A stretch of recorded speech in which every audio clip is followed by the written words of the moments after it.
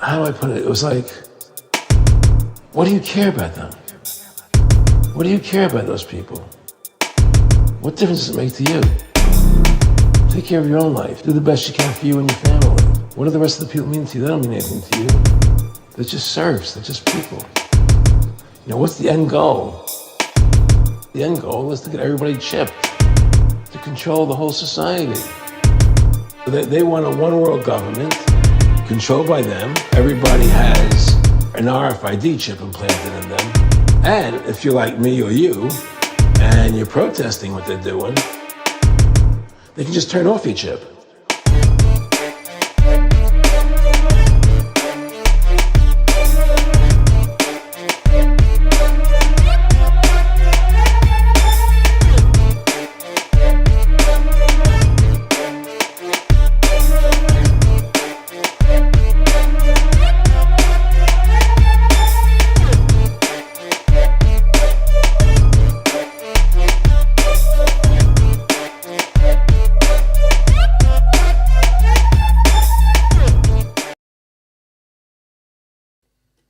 One, two, one, two, one, two, one, two. Welcome back to the best goddamn show in the entire Rabbitverse. Rise above, generate, rise above, distinguish fear, rise above, abstract. Big shout out to everybody tuned in. Wow, we've already got 150 people tuned in straight off the bat. First things first, let us know how are we sounding. Oh, Andy PG. Oh, shalom.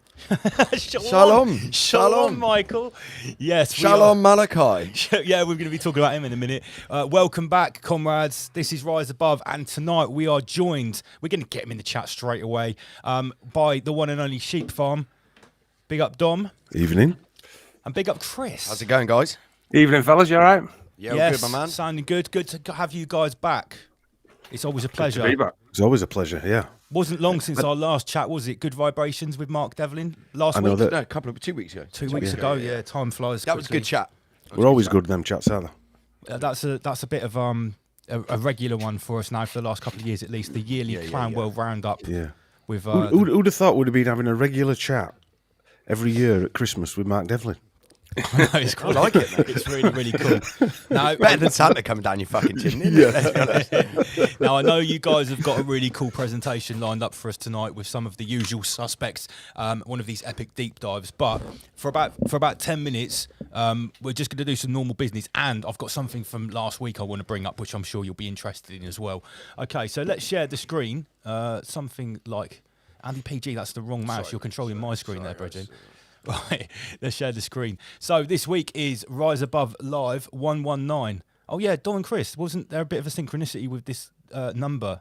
Yeah, but it's Friday 19th, isn't it? And it's show 119, isn't it? Yeah, and it's also 9/11 backwards. Yeah, Funnily both times. enough. Double, 9/11 double.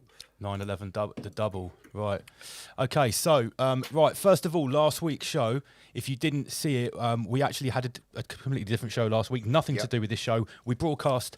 It was a black market cinema broadcast, and we actually had a debate. Vegan versus veggie. Got a bit tasty at one point. It did get a bit tasty, and we have had some feedback. I don't know if you guys tuned in. We've had some feedback. I just want to point out, before anyone accuses us of choosing someone to deliberately badly represent veganism, which was what we had in the comments, Inspector Veg chose those guests. See, how retarded is that? I said at the start of the show, this is not a representation of the full vegan movement. This is just a vegan's personal opinion. Yeah, and it was a carnivore. Yeah. And Straight away you get that in the comments. Come on, guys, do better. Anyway, guys, it is absolutely imperative, right, that everyone right now scans this Schwab code on the right-hand side of the screen and subscribes to Black Market Cinema. Right, so far we've got 100. Just explain what. Basically, every time when we get a strike. No, don't say that. Don't say that. No. Okay. Black Market Cinema is a completely separate Rise Above channel that we broadcast completely separate content on. But the fact is, if you are not subscribed to this channel, you are missing out, guys. And who knows, maybe one day this channel might disappear. And if you haven't subscribed to our sister channel, then you could be missing out. It's Rise Above Black Market Cinema. Scan the Schwab code on the right-hand side of the screen. And if you haven't seen last week's show, you seriously need to go back and watch it because we dropped a few bombs. Joe Ward was excellent as well. The debate was fire. Whatever your view on diet, all of them make very good points. It was absolutely, good, yeah. absolutely. Now, next week we don't have a show. I'm on mic duties at the O2 in London for BKB. Michael duties, yeah. But the week Big after, shill Mike. Well, Big Shill Mike, yeah. Yeah. The Shure Shill mic. These aren't Shure mics, by the way. Have you got a Shure? Michael. Sorry, you didn't hear that sorry, over the Michael. Have you got a Shure mic, Dom? No, it's a road. Yeah, It's a same road as, shill. Same, Yeah. Oh, right. Same as it. We've got the road shills as well. Yeah. Right. we will be back on Saturday, the 3rd of February. Yeah, 3rd of February. We're going to be broadcasting on a Saturday. We've got the excellent Shiva shampoo. Saturn Day. That's on a Saturn day, and we're going to have an action-packed show all about the Mandela effect. That is on Saturday, the 3rd. We've got Shiva Shampoo. Shout out to him. Yeah, this guy's really good. I've heard him he's talk top-notch. with RKX, and he is a top expert on the Mandela effects. Really can't wait He's for got the this. cleanest hair around as well. Yeah. We also like his hair. Yeah. The next show that we've got scheduled in, there will be some more in between. It's actually episode 1, 2, 3. We're going to have a plant medicine roundtable discussion. So far at this roundtable is going to be wisdom of mushrooms, toroidal dynamics, obviously us two, which I'm going to be putting Andy PG through some training for this discussion because he needs to be completely tooled up. We'll tell you about it then. And you know, I'll be meeting Michael in the flesh. He's going to have a little word with the inspector. It looks very willing. Yeah. I was told it was happening. I didn't have a choice in it. I've already told him there's no way he can sit on in this discussion until he's had a word with the inspector. I can't get on the board unless I've been inspected. A quick dance with the spirit molecule will be needed for this discussion. So that is February the 23rd. I'll be looking forward to that in the coming days. Absolutely. And guys, don't forget, right, we are part of Anarchapulco this year, which is the world's largest freedom-based conference, bar none. It's in Acapulco in Mexico, not Ran Acapulco. And we are appearing there virtually with a special presentation on the core philosophy of being Ramesh. And obviously what we do here on the show. So scan the code. You do get a 10 or a 15% discount, I think, on the amazing speakers. We're not allowed to actually show the presentation because it's a paid ticket event, but Lance is going to put together a few clips and stuff to give you guys a taste of it. Max Egan, Mark Passio, David Will White. Keller. Yeah, it's a top-notch conference, and we're very, very pleased to be a part of it. Big shout out to Rebecca, the stage manager. She may be tuned in right now. Scan this Schwab code to get your And Lark and Rose. ticket. I think Lark and Rose is there as well. It's excellent. Oh, massive happy birthday shout to Auntie Coviat. Whoop, whoop, whoop. For anyone that doesn't know... For anyone that doesn't know Auntie Coviat, she is one of our most esteemed memeticians. Literally the leading memestress in the peasant verse, and it's her birthday today. Now, if you want to support Auntie Coviat, buy her a birthday present, you can go over to riseabove.tv. We've actually got 2 of her designs, Jabby Dodgers and the Peasant Advisory T-shirt. Have you got stickers as well?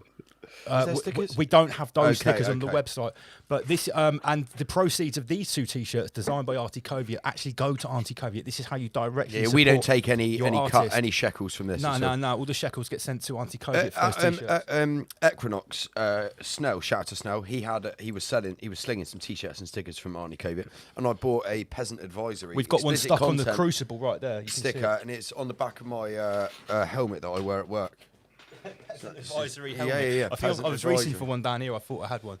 And also, It's guys, funny when I go to like rich people's houses to do tree wear. They're like, "I'm sorry, what does that say on the back of it? Is that Peasant Advisory?" I'm like, yeah. we need to say a big thank you to Dom and Chris because we, as I mentioned last week, we have received our sheep farm merchandise. I've got the Witch Piss T-shirt on here. I've gone straight sheep farm. Yeah. This is how you support us, guys. We sell merchandise. It is cold outside. Look at these beautiful hoodies. We've got loads of different Rise Above designs on the hoodies, jumpers, T-shirts. I've got joggers. a jumper here actually. It's, You know, Rise Above is free, but our some production Brahmish costs wear, yeah. are not. So please get on the riseabove.tv and purchase merchandise now. Last promotion thing here. We realise that not everyone can afford to keep buying T-shirts and hoodies, okay? Once you've got a couple, you know, that's sort of it. So what we've actually done is opened an account on Buy Us a Coffee.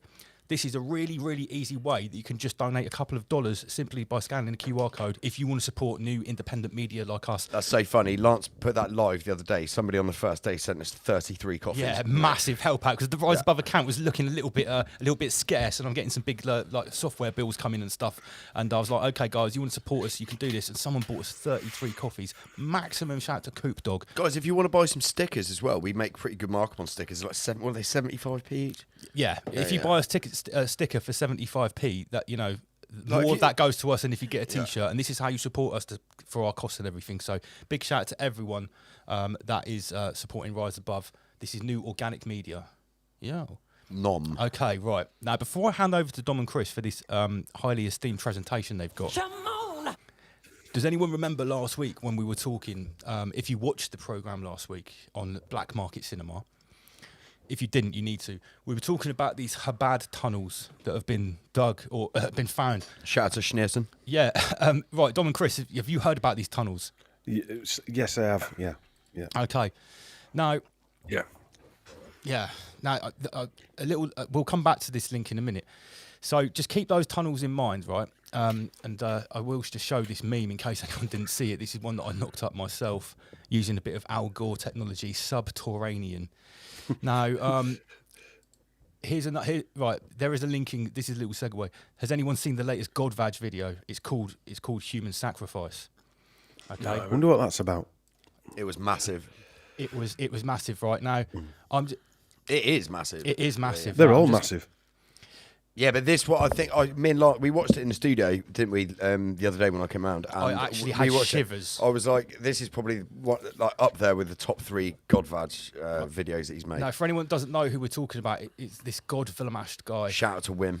He's been kicked off YouTube. This is the only known picture of Wim as well. Like picture. Nobody knows exactly what this guy looks like. Get over to his Rumble. That's where all his videos are now. Now, what was the best part of his latest video is he actually gave us a shout out. Yeah, he did, yeah. And the mad thing is, he said that he watched our show a few weeks back when Jason Archaix came on, and now he'd listened to what Archaix has said and then expanded on it, right? And this is errant, which means you're a problem. I'm just going to show this little clip.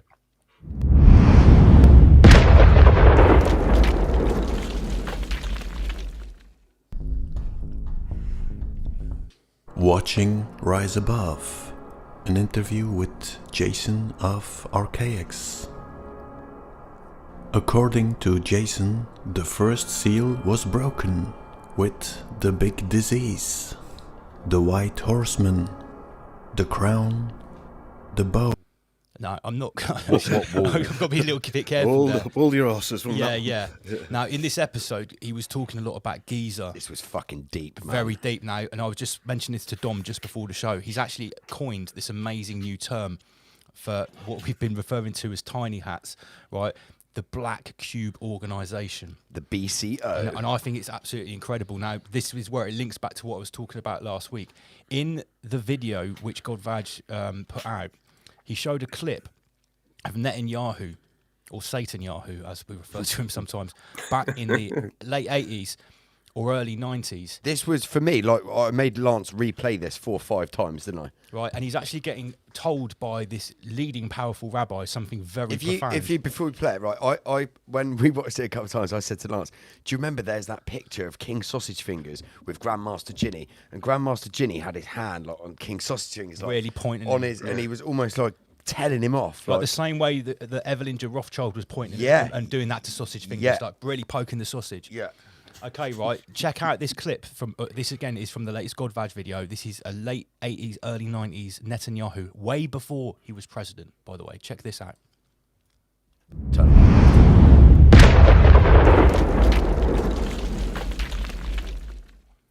Doing that. מה שישראל לאחרונה נתפסו כמה עניינים.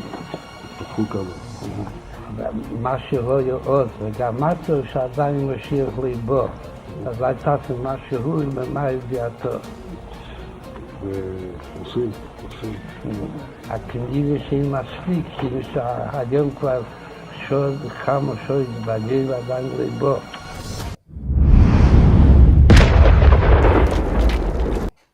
That didn't look weird at all. Michael. Did you see what he said? Look, can we play that again? Right. So yeah. Just listen. Right. So play it again. everyone's read the text there. Right. Everyone knows what was said. So now, when we play it again, just look at the expressions on both of their faces during this conversation. Now everyone's read the text. You can have a look at Netanyahu's face. Bricking it. Let me just put that back on. He's being told off, mate.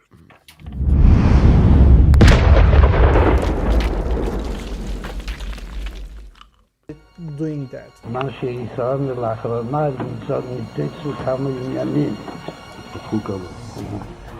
מה שרואה עוד, וגם מצו שעדיין משאיר ליבו. אז הייתה משהו במה ידיעתו.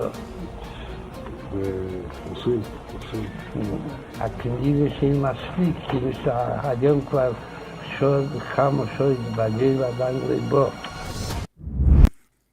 He seems You see what I mean? very pissed off. At the think he's start of having the a- conversation, he was smiling. He having a wasn't jolly. sure going up to that conversation what to expect, No. and he got told off. We watched the whole mini documentary about that encounter, and it said that this very influential rabbi also went on shortly after that to tell Netanyahu that you are going to be the president or prime minister of Israel, but not only that, you're going to be the last one before you hand over the gauntlet to the Messiah, the Messiah. Now, the reason One thing I will say there is that guy's face. You couldn't see his eyes, but he wasn't moving, were he? There was No, nothing- mate, that's what I'm talking about. He was And literally dead on. Netanyahu went from saying, "I'm basically trying my best," to "fuck me." Yeah, you can see the change in his demeanour. Yeah, he now, could- I'm about to yeah. drop the bomb Fits here. dropped right? and It's- dropped. Yeah.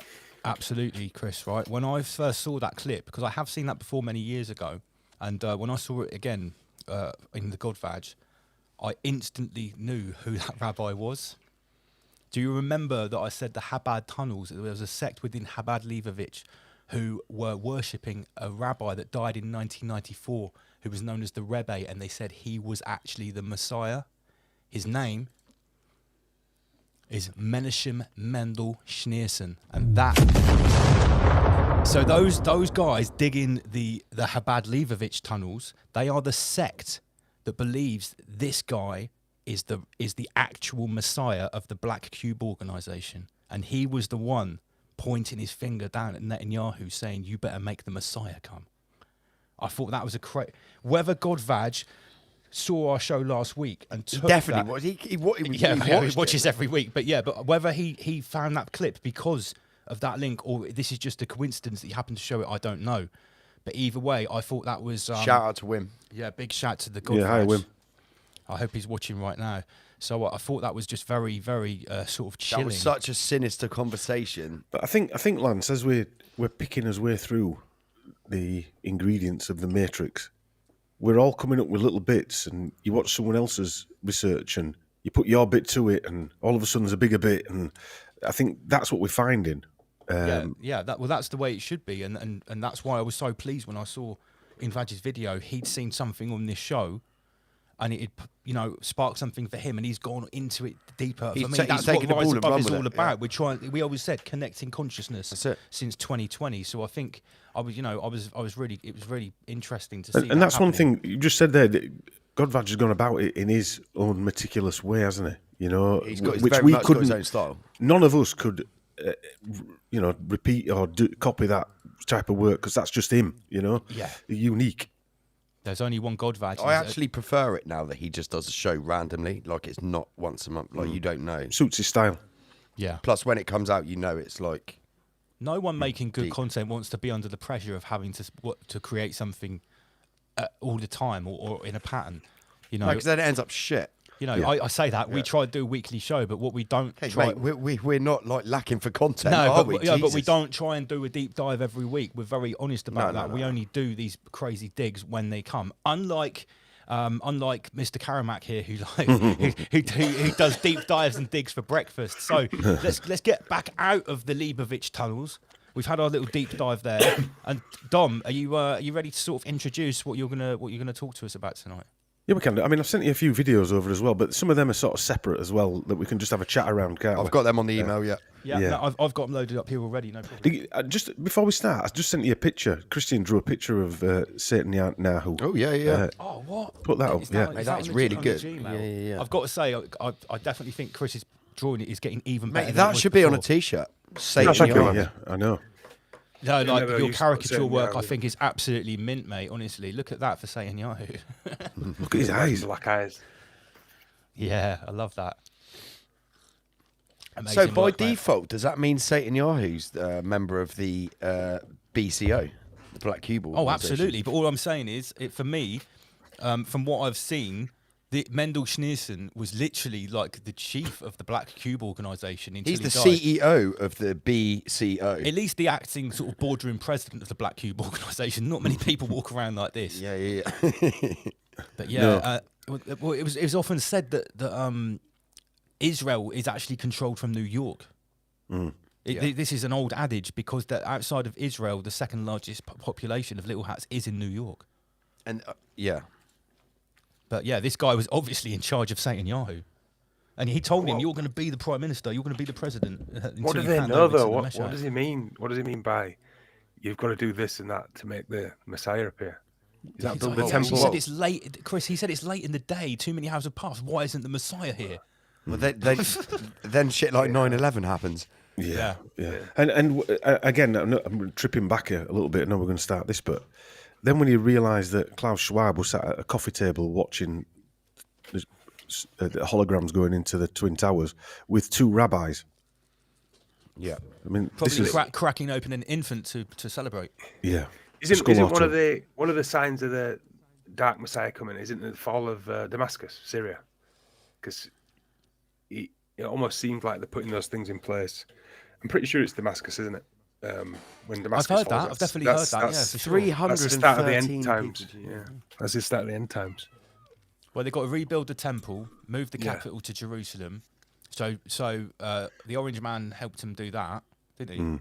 well, no, he's saving the world. He's draining the swamp. Yeah. Draining the swamp. Okay, no. Can we get this guy off the screen? Oh, sorry. Can we get him off the screen? Oh, what? Sneerson? Yeah, get him off. We'll get the Yeah, he's Messiah off. the screen. Yeah, literally. Like, Snake. Fucking black cube coming out his forehead. leader of the Black Cube organisation. Fuck is wrong with people, honestly. This is how deep mind control is, guys. Oh, my word. Right. Shall I put this... Yeah, have you got... Oh, okay. I can see your screen here, Chris. Can you put it up? Yeah, let's do it. So, a couple of years ago, people will know that we did a presentation on a few of the characters that were leading the 2020 nonsense. And I thought I'd revisit some of the work that I'd done and present it tonight. We did a little bit before Christmas at a live show that we did. And I've been putting a book together, and this is part of it. So the first chapter is going to be about the biggest chapter in the book. Chapters parts will be about Boris Johnson, because that was the biggest research we did during 2020, 2021.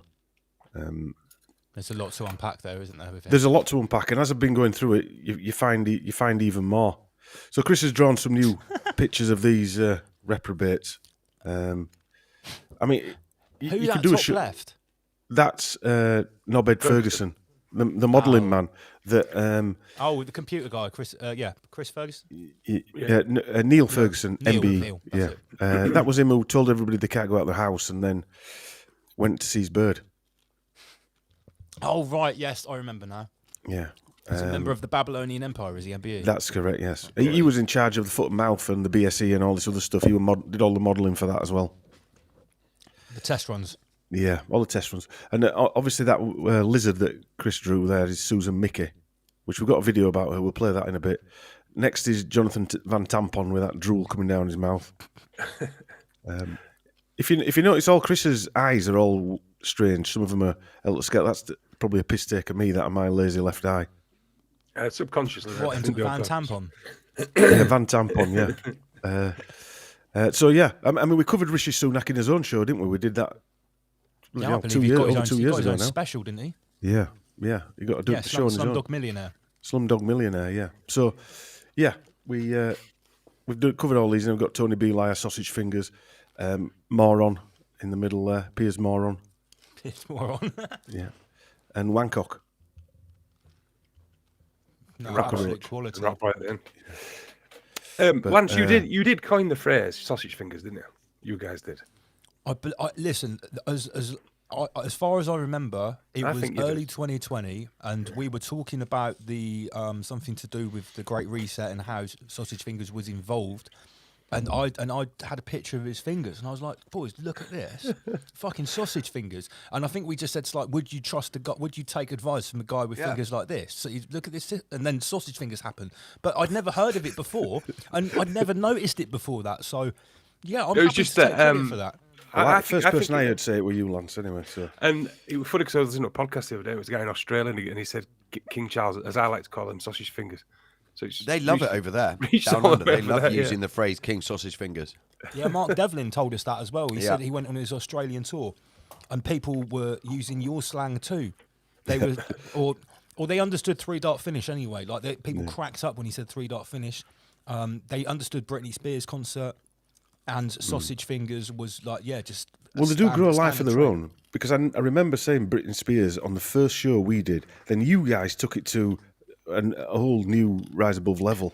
Britney Spears concert. You blame the memesters for that, mate. Yeah, it just took it just injected steroids into it, and it went somewhere else. And the bottom of that picture of King Charles, I actually put sausage fingers on him as well, but you can't see it there. Yeah, you can't really. Yeah. No, it's a bit rude to draw his likeness without including the whole chip along. And Wancock's actually a cockroach, because he drew that when he was in. You can see his wings there. Yeah. When he was in I'm the Jungle, Get Me Out of Here, or whatever it is. Yeah. Hancock's one of the greasiest out there. Yeah. I mean, these characters here, how many is there? 9 of them. I mean, you could pick another 30 on there, couldn't you? Got more, yeah. That's just in Britain as well. Yeah. I mean, Van Tampon, there's a video of Van Tampon saying that he would inject his 2 children. This was when they were rolling it out to children. He would give his 2 children the gift from the gods. Yeah, they but love I that. bet he fucking didn't, did he? Probably not. Probably not, Andy. Probably not. But none of these. Well, Tony B. Liar, they were a big thing when he got elected, weren't they? About his kid having the M&M. Yeah, they wouldn't say. He got asked on camera, and he wouldn't. He wouldn't say. He obviously, Tony B. Liar never answers a question straightly anyway. No. But it was very obvious he couldn't say. And then I think the holistic practitioner or the doctor who had been consulting their family basically spilled the beans, didn't he? Yeah, he did. Yeah. Yeah. A bit like good old Miranda spilled the beans in that toilet in London somewhere. What was that? Yeah. Well, apparently he got Tony B. Liar got caught in a toilet, didn't he, when he was younger? Ah, yes. George Michael gave his name as Charles Linton. That's right, Charles Linton. Yeah. And got caught cottaging, didn't he? Yeah, apparently. Might have been on a George Michael video. Oh dear. So yeah, right. We'll come to our friend here. You like putting drool on the face, don't you, Chris? Yeah, it just makes him look horrible. And really, all I want to do here is have a chinwag around these people, because, I mean, we all know the story. I just think sometimes it's good to have a talk about what we thought of it. Because, I mean, we did a lot of, obviously, podcasts on all this stuff. But, I mean, Johnson epitomises all the things you'd want from a lifetime actor. Right, bloodlines, eugenicist father. He's got eugenicist traits as well. Evidence of possible trauma-based mind control, financial control, corruption, compromised psychologically, financially. Leg up for all his career. Right, everything he did in his career, right at the early, well, when he left school, he was writing for the Times, and he was done for plagiarism and sacked, and then given another job at the Guardian. Yeah, it's almost like he had some sort of cheat code to constantly be operating in the right circles at the wrong time. He was one of my favourite characters in Clown World. I thought he's a great character, to be honest. I always remember seeing him in Parliament, and when he's always got his stuck up hair because he's playing the buffoon. I actually saw him rubbing his hair to make it stand up before he stood up. Yeah. So it was clearly a part he was playing.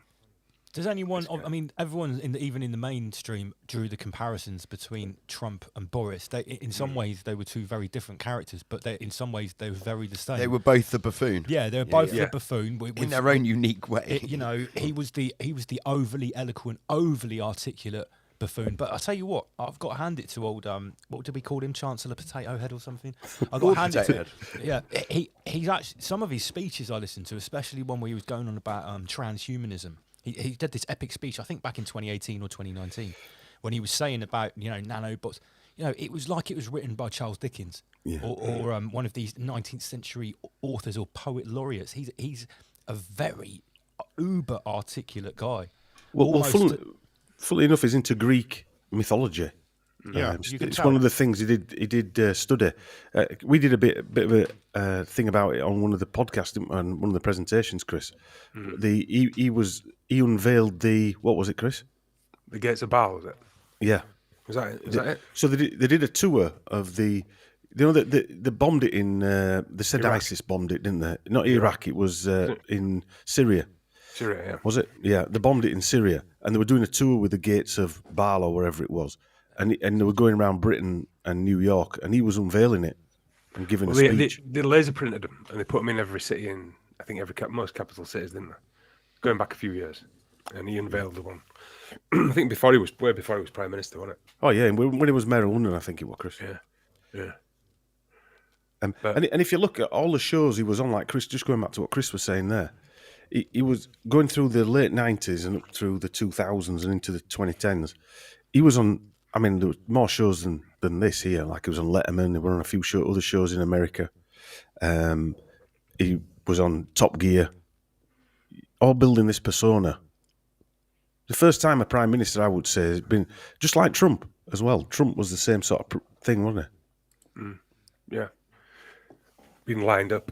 And just being lined up. To demoralise everyone, I think, because he's not stupid, is he? He's playing a part of someone who's a bit clumsy and stupid. Like I got shown a video of him going just about before he went to do a speech, and his hair was all neat and tidy. He deliberately fucked his hair up before he shuffles went. Shuffles it up like that. Yeah. So he looks like the retarded Winston Churchill. Yeah. Do you reckon they did something? I think he even puts that with Trump. It's all an act, mate. I think he even puts that little stoop on a bit. That little stoop, I think he even puts that on a little bit. What is sort of like the way He's he got like a holds his little, body. Little hunch, yeah. I'll never forget when he came out that time. He's like Danny DeVito playing the Penguin in Back in the He came out that time with a tray of tea and coffee for the news reporter. In the middle of some scandal. And they were asking him questions. He wouldn't say anything. He was wearing a crumpled blue dress shirt with like a woolly jumper over the top. It was a rugby top. A rugby shirt. Then he had a woolly hat. He looked like an absolute penis. And it's like, you can say on one hand, money doesn't buy finesse or style. But to me, it looked like someone that was deliberately dressed up to look stupid. There's also a video of him. Chris mentioned that video. Sorry, Andy. That video you just talked about there. He equated that to Don from what was it, Chris? The film Sexy Beast, because he was saying to the reporters to get them off track. Take the tea, have the tea, take a tea. You were diverting them. Diverting them. And they'd ask him a question, and all he'd say was that: "Have a tea, drink a tea, drink a tea." Yeah. So they did as well. They backed down and they took it eventually, didn't they? Do the job. You know, can you remember Sexy Beast when he was doing that, trying to convince him to do that job? I got a video of a psychologist or a psychiatrist actually who broke him down and basically said these are his traits. He's basically a psychopath. I didn't send you that video. It was a bit long. There's a video of right when the global climate warming change started getting popular and trendy. All the politicians started riding to work who lived in London, like riding to yeah. And there's a video of him cutting up some driver, whether it's a truck or something, and then beeping his horn. And he turns out and tells him to fuck off and gives him the finger. I remember the video. Did you call him a pleb as well? Yeah, something like that's that. right. It was really funny. Quality. He looks like a retard. He's got his suit on with a helmet on. He just looks like a complete dick. But as far we've got some comments and like people saying he's an actor, and we're certainly not suggesting that this guy isn't an actor. He's a great actor. But I think what we're really critiquing here is the role that he played. Yeah. And like Trump, I have to admit, I very much enjoyed the character that Boris played, especially when it came to how he was dealing with the Soviet Union and all that stuff with the parties. People, a lot of normies get still very upset about him breaking all the rules. Yeah, but I've said it once, right, and I'll say it again. I think that was the best thing that he ever did. Like, disclosure. because that acting alone actually sort of woke up millions of people that were sitting on the fence that really inside the bottom of their heart they knew the Soviet Union was total bullshit, right? But they weren't quite ready to have, they didn't really have the impetus to say, that's fucking bullshit, I'm not taking part. But when those parties happened, and it was blatantly obvious that the people in the know with the highest level of security clearance in the country that were sat at the Cobra meetings that really knew the truth were literally ignoring it like nothing was wrong. That the light bulb went on for millions of people. Then I think. And who better to blame at the end of it all? We were let to know that on purpose, like the Ferguson guy driving Absolutely. up to wherever, saying his eyesight had gone, and like Wancock grabbing that bird's ass on video. We to know this, weren't we, for a reason, to make everyone angry. I don't know. There's some psychological reason that I'm sure Susan Mickey knows, but we don't. Some reason why they put these things out in the public, weren't there? Well, I can't definitely begin to think guess there's what it is. a level of mockery involved for sure. But it's to create the Hegelian dialect. It's actually to create the discourse. If you have someone like the Joker, who is played by either Trump or Boris, you know, throwing these one-liners in that's giving you hints about stuff, and their actions are really showing you how, you know, Trump stood there and the only person that didn't wear a mask in the whole room. You know, Boris was playing the same role a lot, and I think that's quite an important parallel. While still rolling out the Britneys to everybody. Yeah. So the plan just continued with that, even though they were just playing this comedian. And who better at the end of it, if you think you've got a bumbling buffoon to say he ruined it all and the government were inept. It weren't a planned effort. It was just ineptness. Well, the best thing they could get everyone to think that it was ineptness. No. Yeah, but that's absolutely right. But I think also the other side of the coin is, and this is what's coming out in the inquiries, is that all of the mistakes, misgivings, and blatant piss-taking that the administration in charge at the time did, all that's going to do is bolster the argument that next time this happens, it needs to be stricter, tougher, more instant. Maybe it might even be the suggestion that the planning of the response to the second coming of the you-know-what shouldn't even be presided over by humans because they're just too corrupt and stupid. Why don't we just give it to Paladin? Yeah, exactly. And Paladin will make all the decisions, and it will just come out of your TV or your soul. It'll come out your soul. yeah. Basically, it'll just be beamed straight into your head, which is pretty much what happened to a lot of people anyway. Even before they'd had their microchip or their neuro. Nigel Watson. Nigel Watson in the chat said when he went into hospital, he came out a different person as well. I got a picture of him when he came out of hospital. He looked like he'd seen the gates of hell. Yeah. It was like he'd been reprogrammed because he obviously didn't have anything wrong with him. Let's be fair. I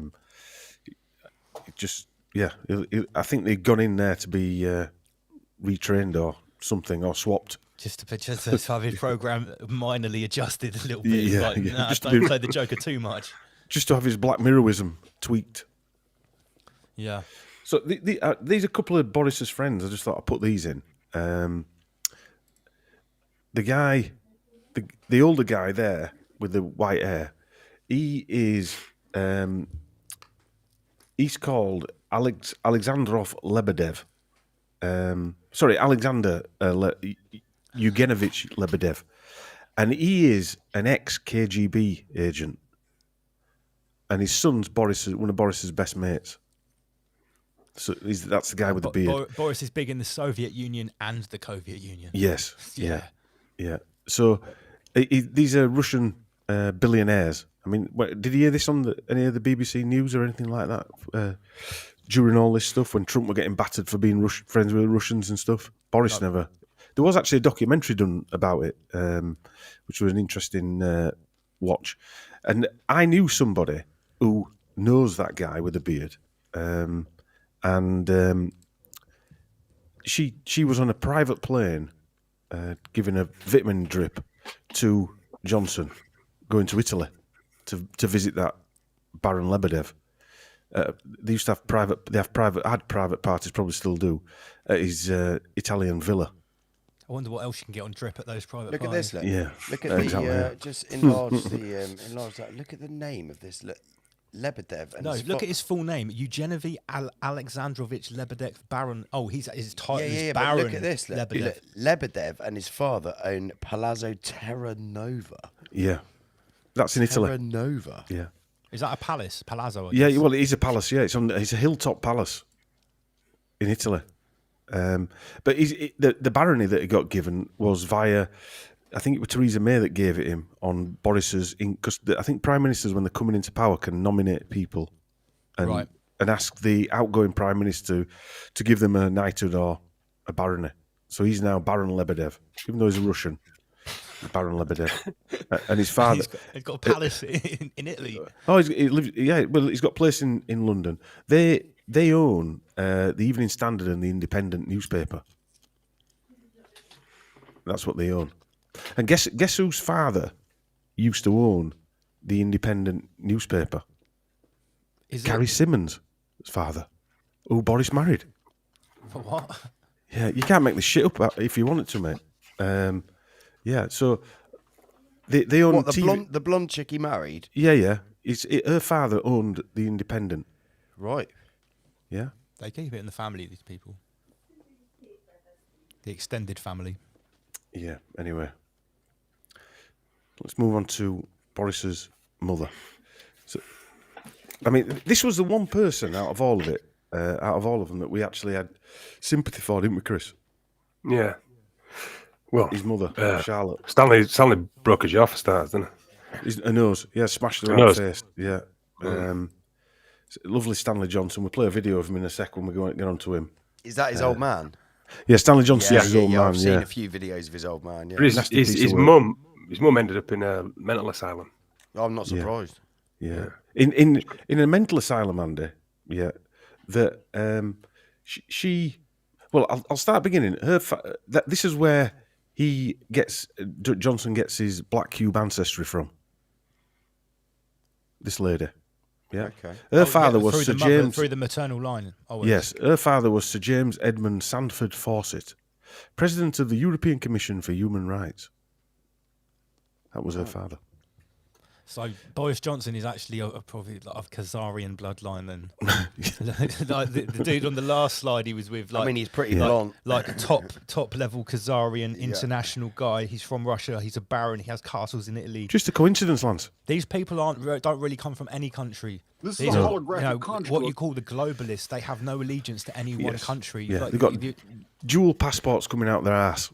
Like you just showed, you can be an intelligence asset in one country, have palaces in another, and then be a baron in a country that is apparently at odds with the one that you were an intelligence asset. Yes, exactly. But they own banks. Them Russians, they own a bank. I forget what it's called now, and that's still in Russia.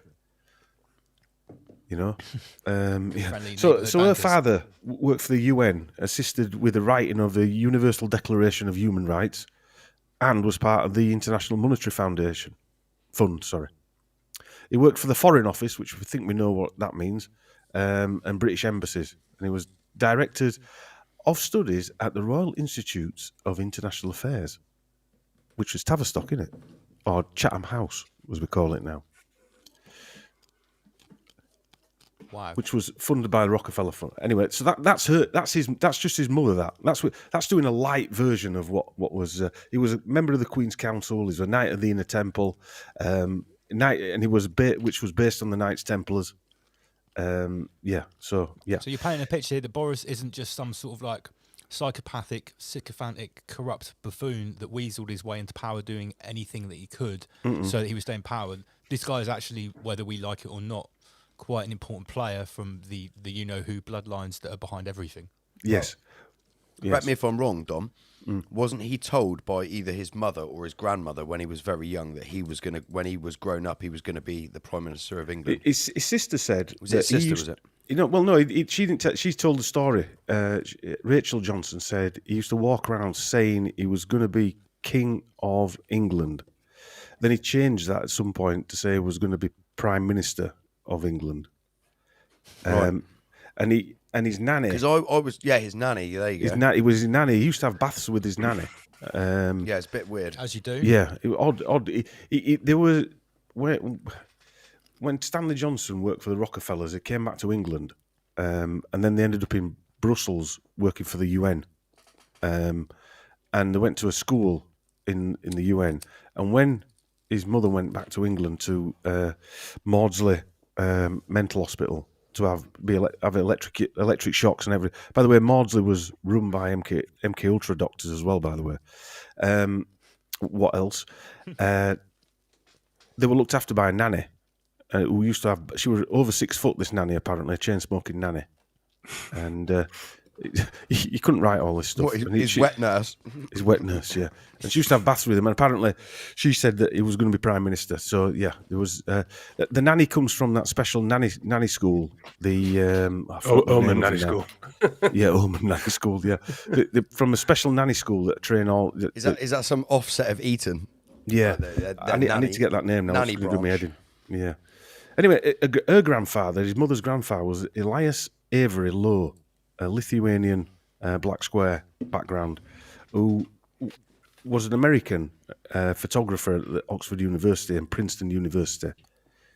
So some of these people were quite up within university. What you find is, I think, that they're not all famous. They're all just ingrained in the woodwork.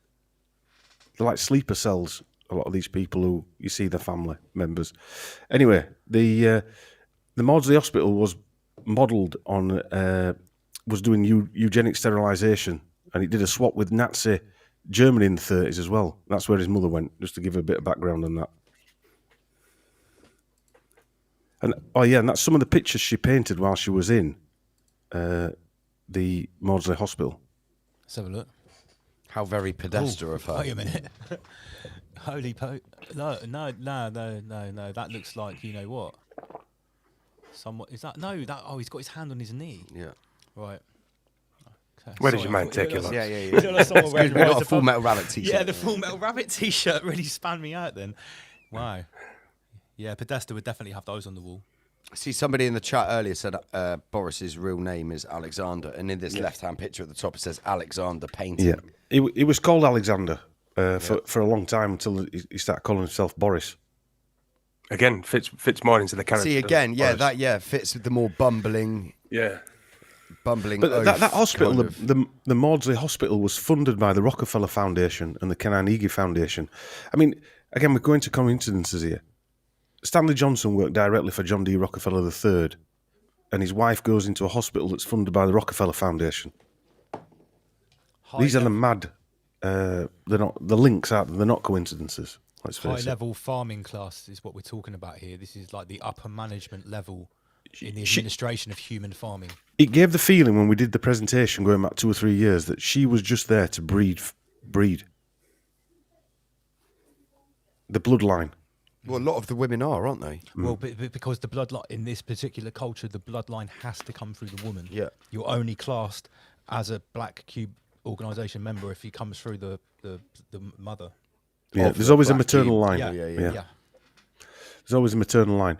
Now, his father, Stanley, and we'll play that video in a sec, Lance. There's a video, Andy, if you want to search it out. It says Stanley Johnson on it. I'll just cue it up. Yep. Keep going, mate. So, Stanley Johnson, and he's another lifetime actor, but he seems to be the guy that sort of sold the family down the river. Did he write a book, Dom? Yeah, he wrote several. Yeah. It's there, look. He wrote a book called The Virus. That's it. Yeah. It was actually called The Marburg. And wasn't this was pre-Divock? No? Oh, yeah, pre-Divock. Yeah, 70s, 80s, early 80s, No, 82. Yeah. The first time I saw a copy of it, it was like already looked like a very old paperback book. It was crusty, Yes. do you know what I mean? All like ripped up. Yeah. And it He basically looks played out. extremely like Boris looks extremely like his old man as well. Well, his ancestry is Turkish, German, of royal ancestry, by the way. He's descended from the Prince Paul of Württemberg, fourth child and second son of King Frederick I, and brother of King William of Württemberg. That's a bit like the sausage fingers lineage, because he's like, Saxe Coburg Gotha, apparently they're German, but also Greek. And he's also directly related to Vlad the Impaler, a.k.a. Dracula. And he's got his own estate in Transylvania because his heritage is so strong in Transylvania. It's mad, isn't it? It's crazy. Globalists. That's what The von Pfeffel family, ennobled von Pfeffel, was originally from Bavaria. Which is where the alleged Illuminati was. Yes. Bavarian Illuminati. yeah. 1796. In that the first book, Life Without Birth. I mean, the title there. He's writing this in 1970, just after finishing working with John D. Rockefeller III and the World Bank and whatever he was working on. And it says a journey through the third world in search of the population explosion. Action on population front means somehow trying to slow down or even halt this rate of growth by reducing the number of babies who are born each year. Action The alternative to this, both pessimists and optimists are agreed, is inevitable. If the number of new births cannot be reduced, the number of deaths each year must increase. Wow. Enter Health Chancellor Gates. Like, who is this dude? The final solution. Who is this dude? Is he just an author, or was he a politician like Boris? And then an author, like what? He was apparently a Green politician. You know, he was a Conservative, right? Early on, he was a Tory. Oh, so if he's a Green, so he's well like on board with Agenda 2030 and all that. Oh, he's all of it, jazz. mate. Yeah, all of it. He's saved the whales. And we had a video of him with Carrie Simmons again, and it looked like an orchestrated meeting, didn't it, Chris? Yeah, they looked like there were 10 people there. 10 people just for the cameras. Yeah, we didn't even show a crowd, did it? Just so showed he's them banging basically like telling Boris, like this is your life. You know, this is what you're doing. But the Irish Inquisition have just said here, funny how Bojo didn't take notice of his dad's book, More Kids Than Soft Mike. Well, he's got 7 kids. Who's Soft Mike? Soft Mick, he said. No, oh, Soft Mick. Oh, is that a Northern thing? I wouldn't know. I think it is. Is it? Is it Northern? Yeah, it is. Yeah. More Kids Than Soft Mick. Yeah, Soft Mick, man. Yeah. I don't know what it means. He's got 7 kids as well. Stanley Johnson. Oh, is he? But telling he's the population okay. He's problem, got 7 kids. The dude with 7 kids. Yeah. Nice one. And Boris is, so let me get this right, he's related to King George I, illegitimately, of course, King James I as well. So, and King Charles I of England as well. So he's actually related directly to Sausage Fingers. So he's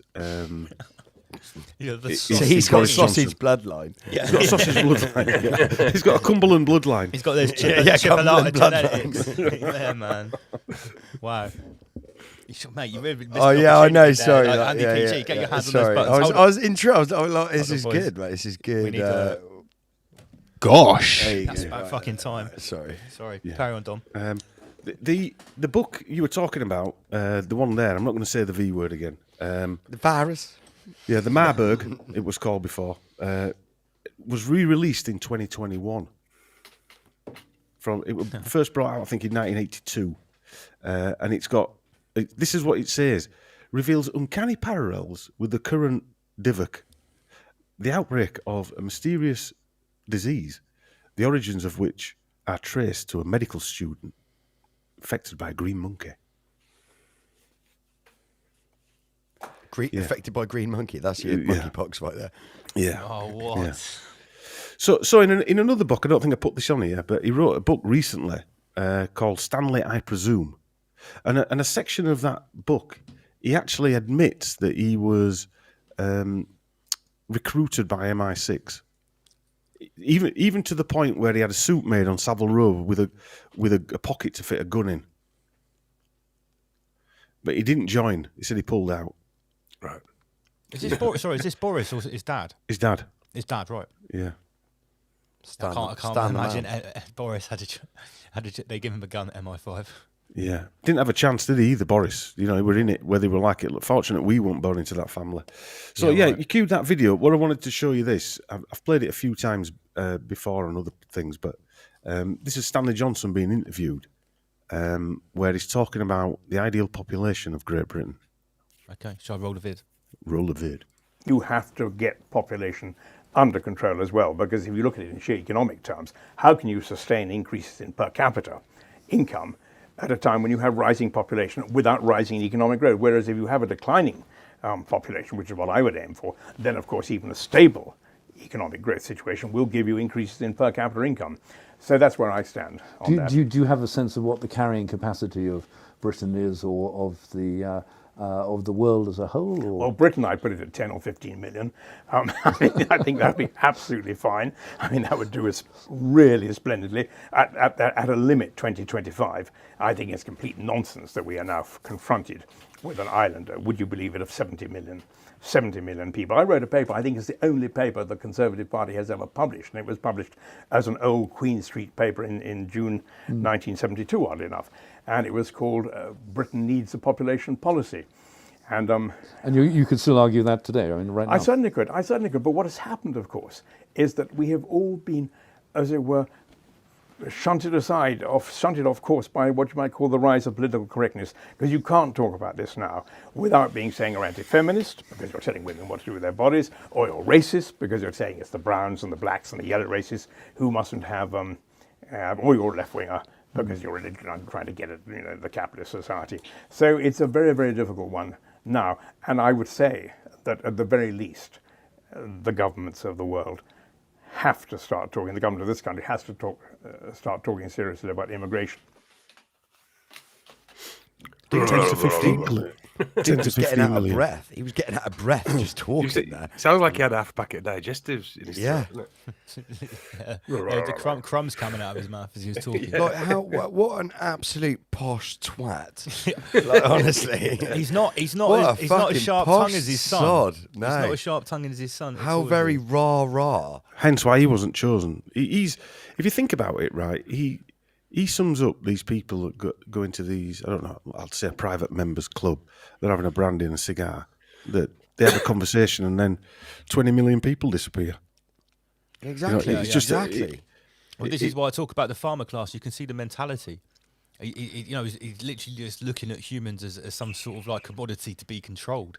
Yeah. And it's so blatant that it's almost like that's the default position. It doesn't even need to be mentioned or explained. It's just that's the way it is. That's the way the guy talks.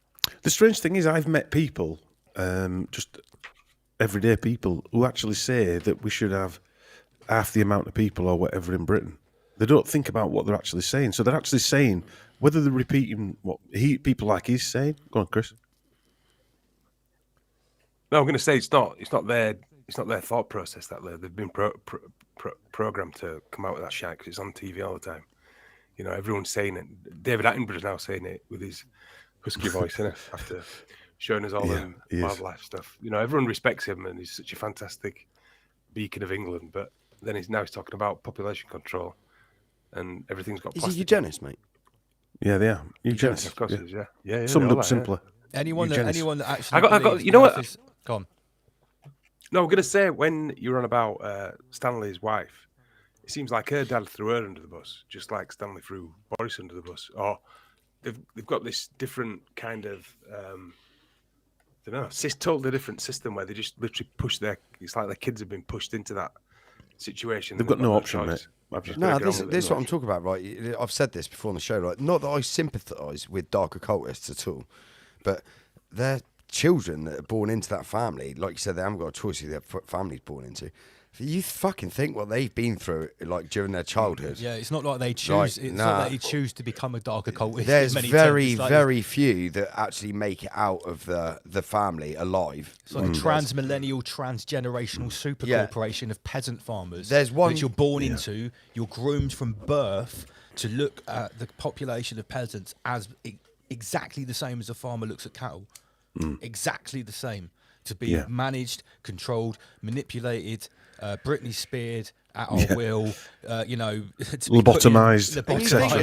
You think as well, cut a hole in them, stick your arm inside. You think we've heard the mentality of our man Stan there, like what he thinks. The government's just got to do something about the population, blah blah blah. Yeah. Right, and then so we've seen the mentality straight out of the horse's mouth, and then, but you think about it, they can't just go and outright overtly murk people with bombs and stuff like that. They can actually kill more peasants doing it covertly through big pharma or however. I'm just a tiny segue here to this thing I'm about to say. I watched something on Netflix called Painkillers, which is a 1-series 6-episode thing, and it's all about the family, the Sacklers, with oxycodone.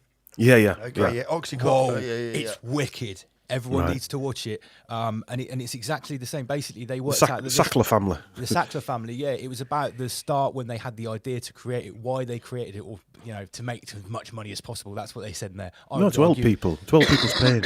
Yeah, I would argue that it was probably for more like destabilization, or just for the reasons to attack America. But they reckon it killed 500,000 people.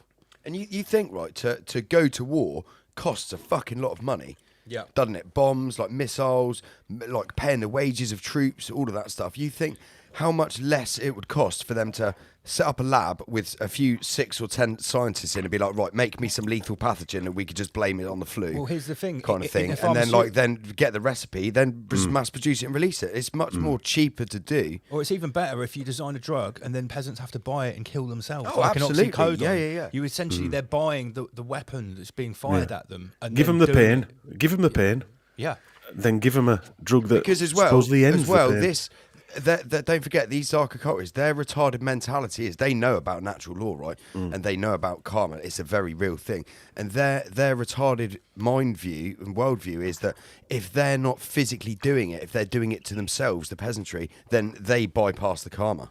And if they make it sort of quite blatantly obvious by making you have to read the small print or look at the even just the listed side effects. Don't forget, they're not the ones who are putting the trigger. The peasants are actually, Doing they're the willingly self- queuing up contract. for this Yeah. shit now. Self-harming. Contract, isn't it? Yeah, it's Yeah, contract. it's like But even going to war war's a contract. All soldiers decide to go to war, don't they? The propaganda. You think, right? You think when this goes later on down the line, probably not even in any of our lifetimes, when everyone's plugged into RoboMust Neuralink system, all they got to do is then just ping you a quick virus Yeah, through straight the away. transmitter. You don't even have to go to a peasant Britney Spears. You don't even have to queue up for your Britney Well, Spears. then they'll link it ticket. into Windows, Antivirus. won't they? Yeah. Antivirus thing. For your upgrade. Yeah. Get your Mark McAfee Windows antivirus. Anyway, we'll move on with the advice. Nice one. So this is Carrie, Johnson's wife. She looks like a catch. Is that horror movie? Is it called Carrie, where she's covered in blood? Yeah, it is. Yeah. It looks a bit like the burn of that as well. And it's So funny enough, this is it's doing 666. a play at college or university. A play, you say? A Crowley play, yes. A Crowley play, of course. Yeah. Wow, look at some of the other shots. Mate, look at the top left. Oh shit. Yeah. Look at the floor. I know. And these were put out there as well. I mean, if they want to stop these pictures going out, they can very easily stop all this stuff going out, can't they? Oh, yeah. And it You can know, be if they really erased, want. and it can be erased quite effectively sometimes. Like, Post- look at dude in the middle. Look at his on his right hand. He's got the inverted pentagram. So when he puts his Has hand he? up like that, it's an inverted pentagram. Wow, yeah. There's so much to see on there, even It before looks you- like he's got on his other hand. You can't quite see because it Cross looks compass, yeah, Mason it's symbol. square and compass. Yeah. However, towards the end of this presentation on Johnson, there is a link up back to Crowley as well, which is very interesting. But her grandmother, Carrie's grandmother, Hilda Harrison, great-grandmother of Carrie, was a lover of great-grandfather Herbert Henry Asquith. She was seeing him on the side. The first Earl of Oxford. Asquith was Prime Minister from 1908 to 1916. That would make Carrie a cousin of Helen Bonham Carter, the Bonham Carter family, CBE. Her father, Matthew Simmons, co-founder of The Independent in 1986. Simmons was appointed as strategy director of the BBC World Service. He's also executive director of the Larry Ellison Foundation, her father. Larry Ellison owns Oracle. Oracle got all the contracts into all the governments around, most of the governments around the world, if you remember. There's a big ooh-ah about it. And Oracle, Larry Ellison worked for a company with his business partner, or future business partner, who got a contract from the CIA, and the project was called Project Oracle. So they left this company and set up Oracle. And their first customer was the CIA. So Larry Ellison's business was set up by the CIA. It's like the plot for the can't best make this shit up, can you? fictional novel ever, but it's not. It's true. Yeah. Dom Lorraine just put in the chat about Carrie Simmons getting attacked by John Warboys in 2007. That's well, yeah. That was in the. I've cut. Do you know what? This is a trip over. It's not even. So John Warboys. I don't know if you remember John Warboys. He was a taxi driver that was attacking women in London. Oh yeah, okay. Yeah. I knew the name. I couldn't put the story to it. Yeah, okay. Well, I Carrie remember. Simmons apparently was what he was doing. He was drugging drinks, giving them a drink while they were in the taxi, and then attacking them sexually sometimes, I think, and other times. But most of these women were unconscious or whatever, and he put them outside at road and drove off, something like that. But Carrie Simmons got drugged, and she managed to escape apparently. She probably had a high tolerance level to tranquilizers. Yeah. The story, right? Her family, though, as well. Her great uncle, I think it was, Major Tom Harrison, DSO OBE, was attached to Z Special Unit in World War II, a branch of the Allied Intelligence Bureau. And her other uncle was Air Vice Marshal Sir Charles Putnam Simmons. As Mark Devlin keeps saying, none of these parents seem to be plumbers. No, they're all fucking military, ex-military, high-level weirdos. Yeah, there's so much more to that. That me and Lorraine actually, I found a link. The nanny, I've forgotten her surname now. Anyway, Stanley's new wife has the same surname or as the nanny, and I thought, bloody hell, are they related? Anyway, it gets even worse. It gets even madder than that. She was actually married. She took the surname off her ex-husband, and his ex-girlfriend was Jane Asher, who Paul McCartney lived with in the 60s. So I've got a whole more research to come out on Carrie Simmons and Stanley. And then they end up doing a Save the Whale sort of. What were it, Chris? They were stood on a stage in the middle of London talking about saving whales. Yeah, that was the one you were on about earlier, where there were no one there. Who staged for media to see. Yeah. So, So anyway, it's just odd. These odd connections that, as Human Vibrations always say, the templates that seem to overlap each other. Yeah, because at this level that these players or these actors are at, it sort of doesn't really matter whether they're in military, industrial, entertainment, politics, government. It's like they just get assigned a sector. Yeah, because they're not really working in those sectors. What they're working for is the parasite agenda. Yeah. So whether you're prime minister or top of or a doctor. Or the leading doctor for Big Pharma, or whatever. You're actually all really at the same level, because you're operating different mechanics within the same thing. Yes, but you're all probably working at exactly the same level. And maybe from their sort of point of view, whether you're running the country or you're running Michelle Pfeiffer or Goldman Sachs, it's pretty irrelevant. I think newsreaders and the faces on TV, I think they've got a lot more clout. Some of them, not all of them. Like Jeremy You think Vines, people like Tucker Carlson and Piers Morgan, people like that. Well, there's a reason Jeremy Vines on TV and then afternoon he's on the radio as well. What's the other one? The CNN, Anderson Cooper. Yeah, he's a fucking retard. Parasite. Because, Vanderbilt. Well, I was about to say he's probably the best example of this. A proper bloodline, military, industrial intelligence links, etc., etc., etc. But like Chris was just saying, there are certain ones on British TV that you can see that have just got these pivotal roles, whether it's Good Morning TV, whether it's on these top radio stations, whatever. So the most likelihood on this side of the pond is those are the guys that have sat at the brand table. We've just witnessed one, haven't we, Lance? We just witnessed the Tavistock one. Garraway. Yeah. Just witnessed it. And your brilliant work on. And you think, that, right? I mean, look at Bono. Right, let's take Bono for example. Yeah. He was, he's got a massive following, hasn't he, in pop music culture, right?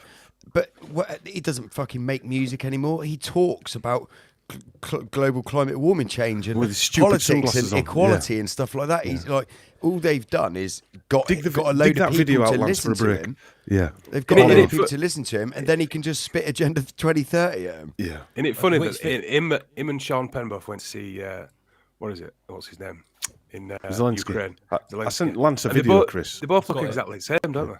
Sean Penn. Yeah, they do. Yeah. Yeah, they So do. Are we playing this video? Yeah, we'll just play called this Bono one for a sec, just to have a breather from this before I go into Boris's schools.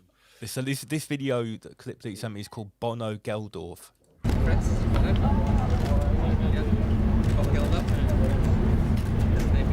Bob Geldof.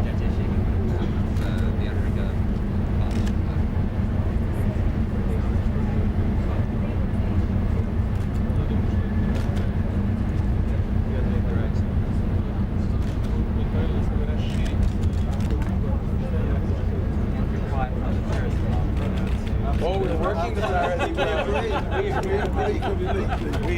We're finding it. We're finding where everyone lives. Paris Club. Absolutely. And where they park their car. That's it. Good job. I knew you guys would find a couple of goals very quickly. Yeah, so we would love to go, and our group want to play there, and so it's but we're very excited. Meanwhile, we have to do Paris.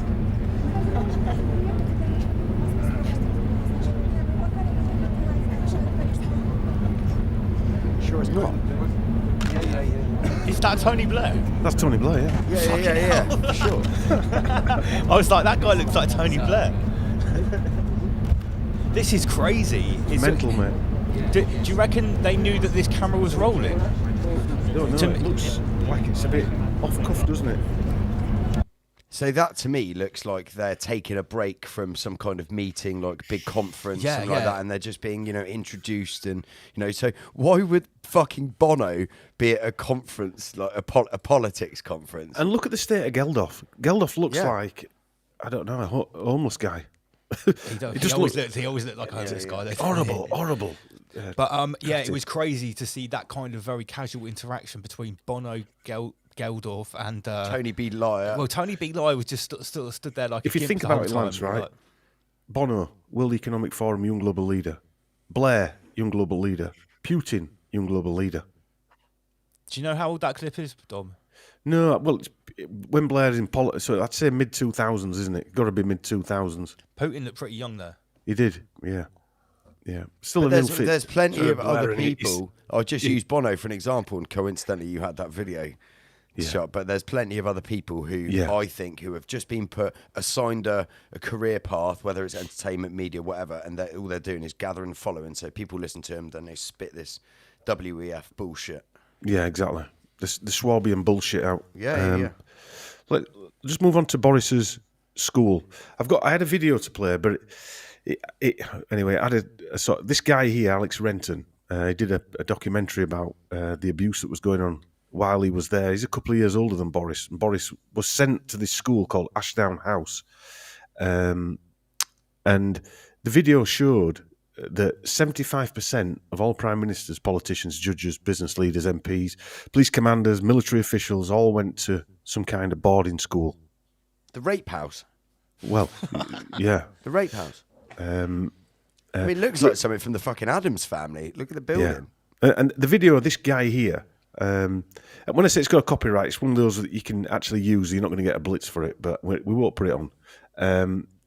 Rachel Johnson was the first girl to attend this school. So in the mid-70s, right, they didn't accept girls. It was an all-boys school. But Stanley Johnson had so much clout, he rang the headmaster up and said, my family's coming to this school from Brussels. His wife's just been put into a nut house. He's whacked her, never gotten taken down for it. And she's coming to this school because my boy's coming here.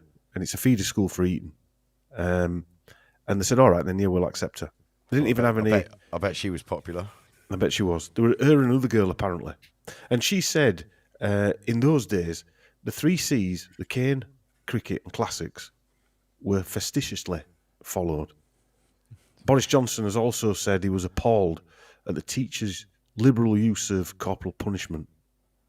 Never mentioned sexual abuse, ever, right? Ever.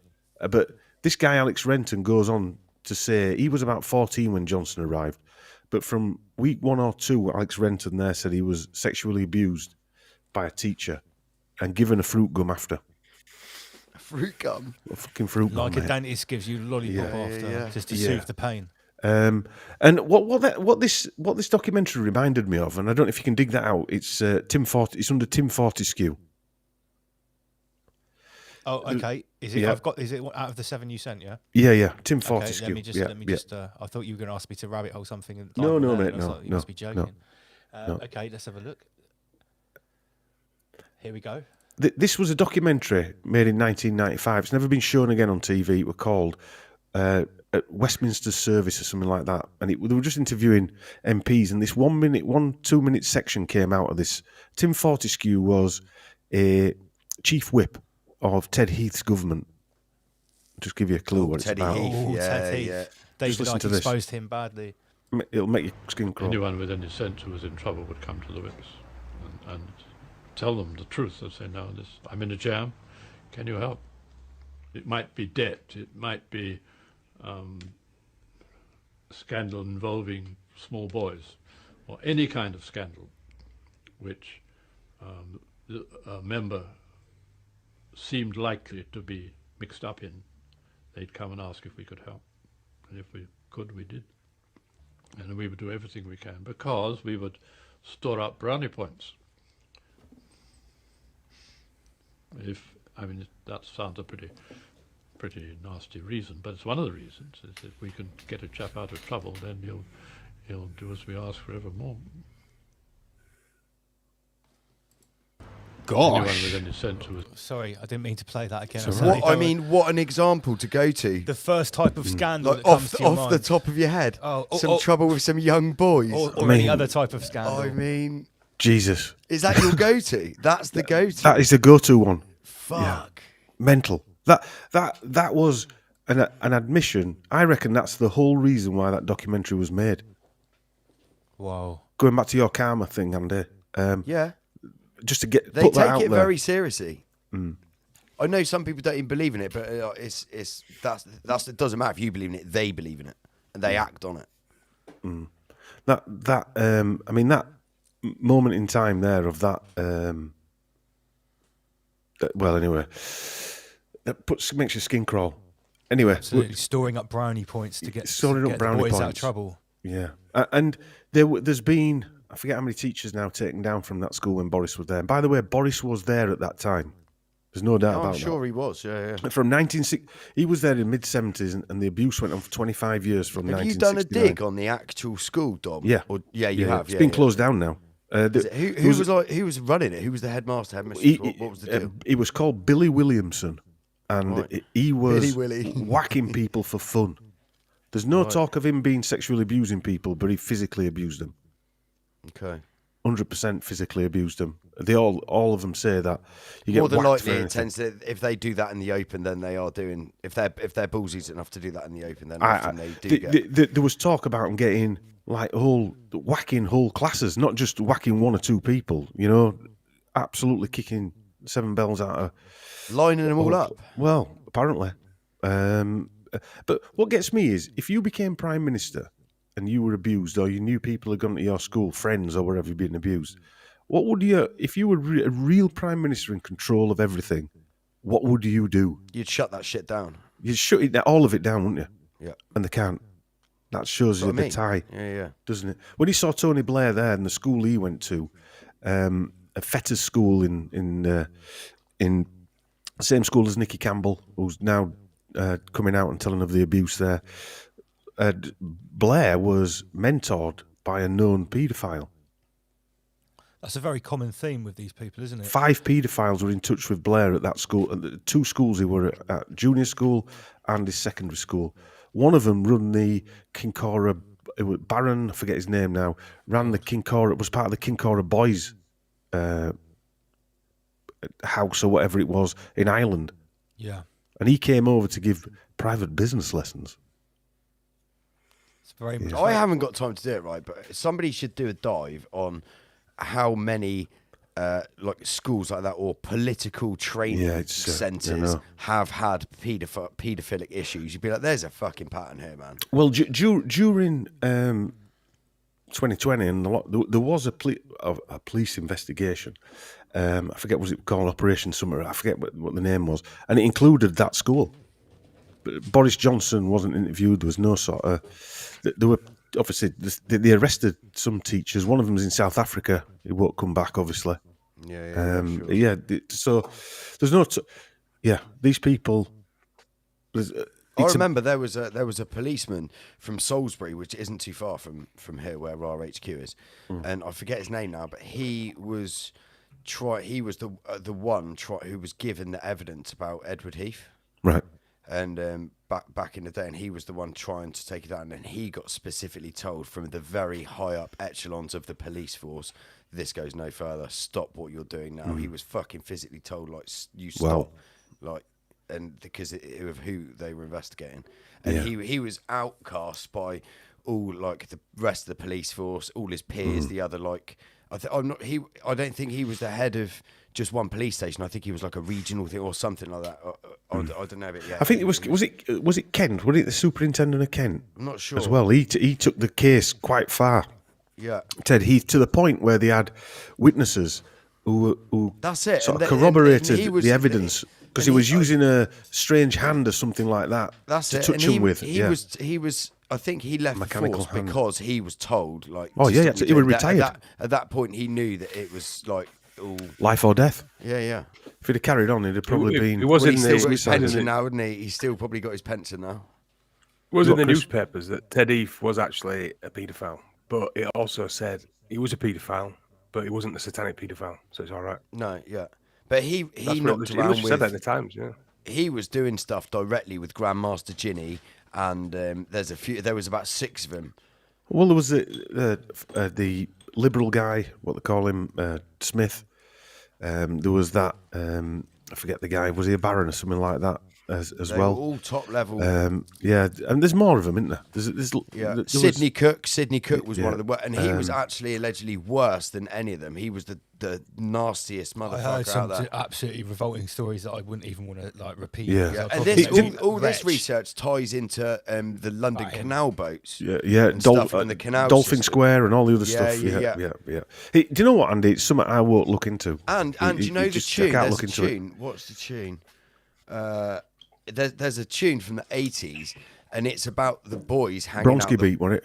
I can't Small remember. town boy, were it? Small town, but that's it. Yeah. Yeah. And it's about there's a road in London or a specific borough of district or whatever you want to call it, where you would go to choose your boy, and they would all be hanging out the windows of these buildings, and that was what that song was about. Well, yeah, because like quite a long time ago, we're not talking 60s or 70s here. We're talking like around the turn of the century, like child prostitutes were openly on the street in London and stuff like that. Yeah. But this was in the time of when, like, Edward Heath and that were probably in their 30s or 40s. Like, they was still these young boys hanging out these street windows. It was. So what we talking in Cyril Smith, someone just said in the chat. That was Cyril probably Smith, right, probably Cyril like Smith. 60s, 70s. Wow. Yeah. Wow. Weirdos. Like, Yeah, not you that don't long want to look ago. into that stuff too much because you end up. No, it's not my world, that.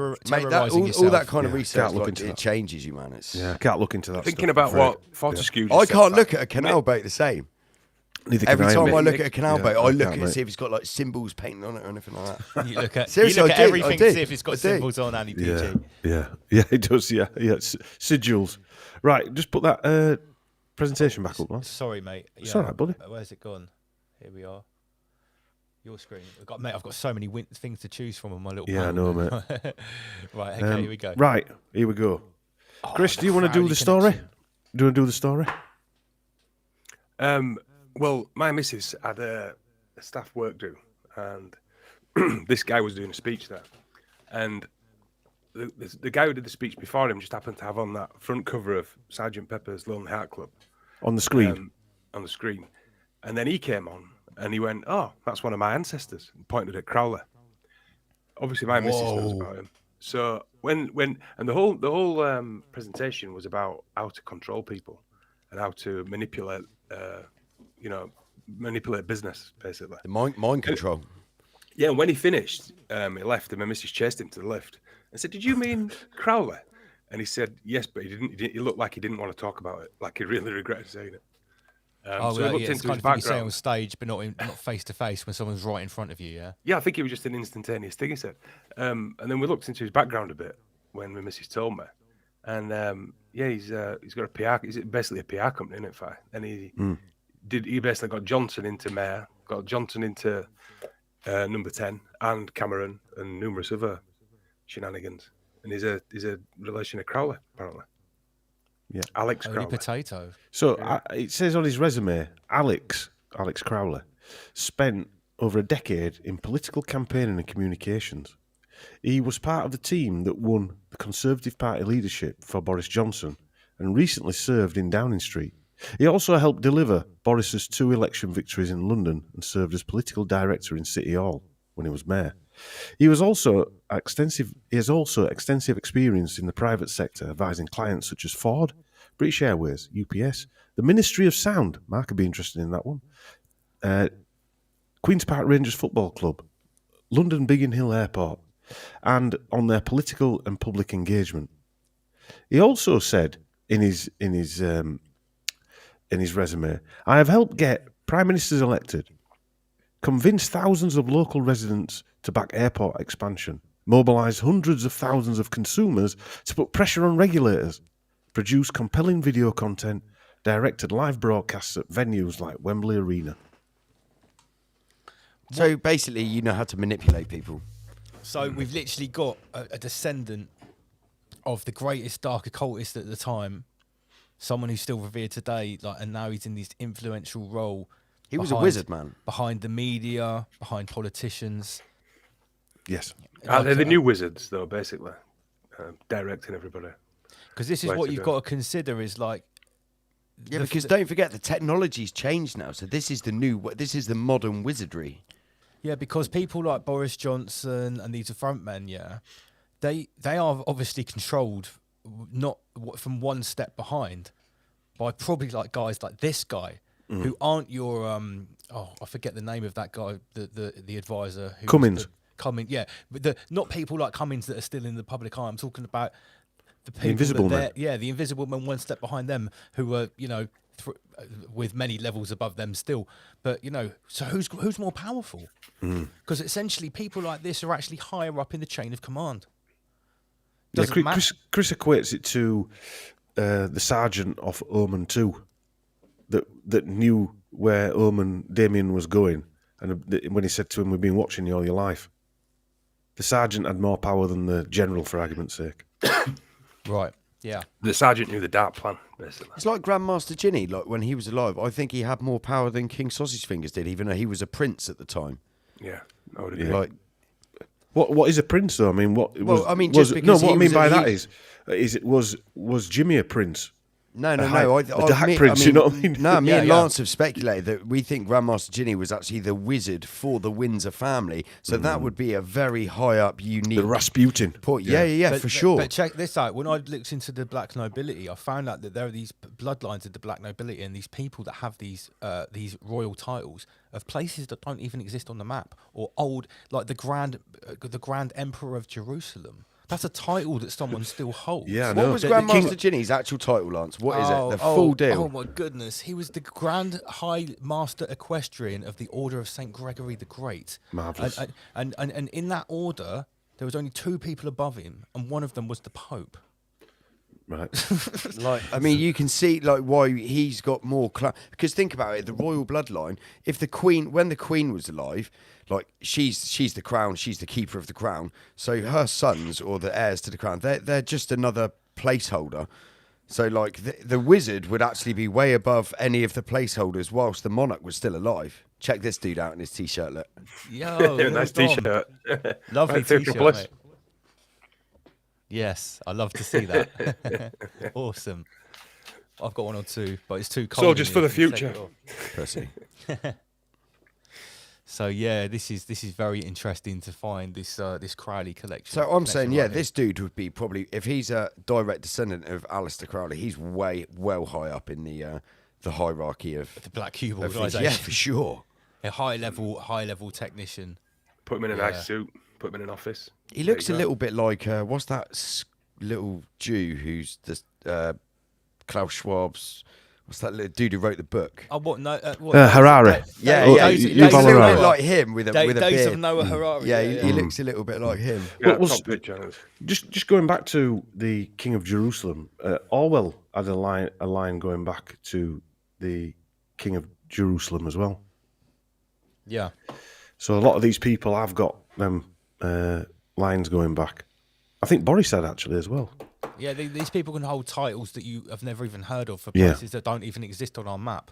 It's really that deep, and I found that out when I looked into the papal bloodlines of the black nobility. Yeah. Well, we'll get on to Susan Mickey in a minute. In fact, we'll trip over there, or we'll be here all night. We've already done his bloodlines. End of part 1. Michael. I love those drawings. Yeah, the possessed. So Susan Mickey is another ideal example of these people who hide behind. If 2020 told us anything, a lot of these people weren't normally shoved in front of a camera, were they? You likes of Whitty, Ferguson. Yeah. You know, they didn't look right. Whitty looked uncomfortable in front of a camera every time. They hadn't completed their Black Cube organisation training, which incorporated the media training and the camera training, whereas Boris had been. But hang on, Boris had been preparing for that his whole life. But people who are generally go into politics at a high level like Boris, and Tony Blair, they're literally taught how to obfuscate a question or directly lie without directly lying. Well, I remember when I was young and I heard the first time I heard someone say politics is show business for ugly people, and I thought that's funny because obviously politicians are uglier compared to movie stars. But I didn't realise how, and maybe even the person that came up with that didn't realise how actually true that possibly is. Yeah. That you know, what you see going on at this level with these advisors and these talking heads and stuff, it is just. What's that video of Rishi walking with the folder, and then he goes behind a car, he comes out and it's changed colour. Yeah, it switched from Like, green switched from red to green. If that's it? not a pantomime, like. Well, you know what the name Garraway means, don't you? Go on. Holder of the spear. Oh no! Can't stop it. The spear Fucking holder. does. Yeah. No gosh. Yeah. We need to get some explosion. Ancient spear holder. There's several meanings, but all of them with spear. Wow. That's a bomb drop. That one. I'm alright, mate. I'm good. Yeah. So all these people, it is like a stage show. Yeah. For more intelligent, ugly actors. Yeah. So Mickey here she got the right bloodline. She's a eugenicist. She's definitely a eugenicist. She wrote papers on it. She's a communist ideologist. She was called Stalin's nanny when she was at Oxford. Yeah, all the financial control and corruption stuff. She was part of SAGE and Spy B. And now she just got a new job at the World Health Organization. Doctor Who. Wuhan Holocaust Organization. Yeah. So going back to what you were just talking about there, which this is what I find interesting, because when you, like Andy mentioned something earlier, and that's what I'm saying about everything overlapping here. So her ex-husband is this guy, Peter Drummond Murray of Maastricht. And his father, Mickey's father, ex-father-in-law, this guy here dressed in his regalia. God knows what that is. He's Peter Drummond Murray of Maastricht, Knight of the Sovereign Military Order of Malta. Oh, Maltese Knight. Knight Grand Cross of Honour and Devotion in Obedience Sovereign Military Hospitalier Order of St. John of Jerusalem. So this is another one. It is. Yep. Yeah. So that's number 2 of Rhodes and of Malta. And he's also genealogist, Sovereign Military Order of Malta, a Knight of Justice, Most Venerable Order of St. John of Jerusalem.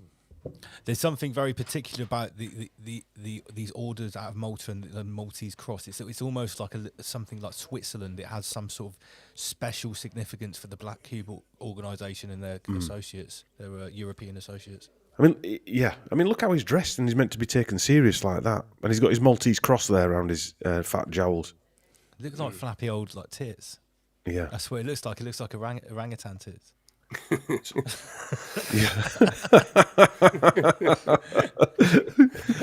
What kind of ancient order is that? Maybe it's aimed at Bill Gates. Maybe it's bitch tits. The ancient order of grand Maltese bitch tits. Yeah, bitchius titius. Yeah. Classic. That's a Slick Rick clip right there. Yeah. So this is Mickey's children's grandfather. So we've got to get that in context. She's related to these people, and her kids are half of these people. They're related into like the Spanish monarchy, King Alfonso, King Charles III of Spain. The Murray family are also related to barons in Scotland and marquesses in Scotland, etc. I won't go into all the names because and viscounts in Scotland as well. So there's so many bloodlines that go back. He also shares the same bloodline to Boris, which is I think it's King James II of Scotland. He shares a bloodline with. And on a side note, so does Hugh Grant, Guy Ritchie, and Winston Churchill. They also carry that Henry VII bloodline that he carries, among others. Wow. None of them are plumbers. None of them are plumbers. There's no plumbers in this bloodline. So this guy on the right-hand side here is Susan Mickey's brother. That's Jonathan Mickey. He's a British economist, president of the Kellogg College at Oxford. And now we know the Kellogg, the original Kellogg, who came up with Kellogg's cornflakes, was a eugenicist himself. There's videos all over the place, about him being a eugenicist. Both of these inherited a Picasso, which they sold for 50 million. Bear in mind they're both communists. And they sold a Picasso in 2013 for 50 million. They'd inherited the Picasso from their grandfather, Henry Duncan McLaren, 2nd Baron Aberconwy, CBE. Mate, high-level artwork like that's just money laundering. Yeah, it's extortion. All of money laundering. It's a way to launder money. And it was passed on via Mickey's mother, Dame Anne McLaren. So this is a communist. This is who she's related to. It's a communist. And she's telling everybody they should be wearing masks. We'll play that video in a second, just to wind everybody up. Just cue that up. Yeah. The interesting thing is, Mickey's father was Donald Mickey. He worked at Bletchley Park for the government. He was a cyber expert, Donald Mickey. And her mother, Dame Anne McLaren, was a British scientist and a leading figure in development biology. Her work helped lead to human in vitro fertilization, IVF. She was the daughter of Sir Henry McLaren, 2nd Baron. That's Mickey's grandfather. Both of these two got divorced, but they were still on friendly terms. And in 2007, July 7th, 2007, both were killed when their car left the M11 motorway, crashed in Cambridge. Interesting. Mysteriously. I didn't do it. I mean, what were they into? Were they... Well, I always think it's suspicious when like two people at a high level get killed together, because you never know if they've been done in or it was just a freak accident. Well, what the similarities to me, although it was slightly different, but Chris Whitty's father got whacked in Greece. What had happened was he worked for the British Council, which is a known MI6 front. It was a part of the Foreign Office. Right. And it's part of the Arts Council, where they put money into areas covertly and then change.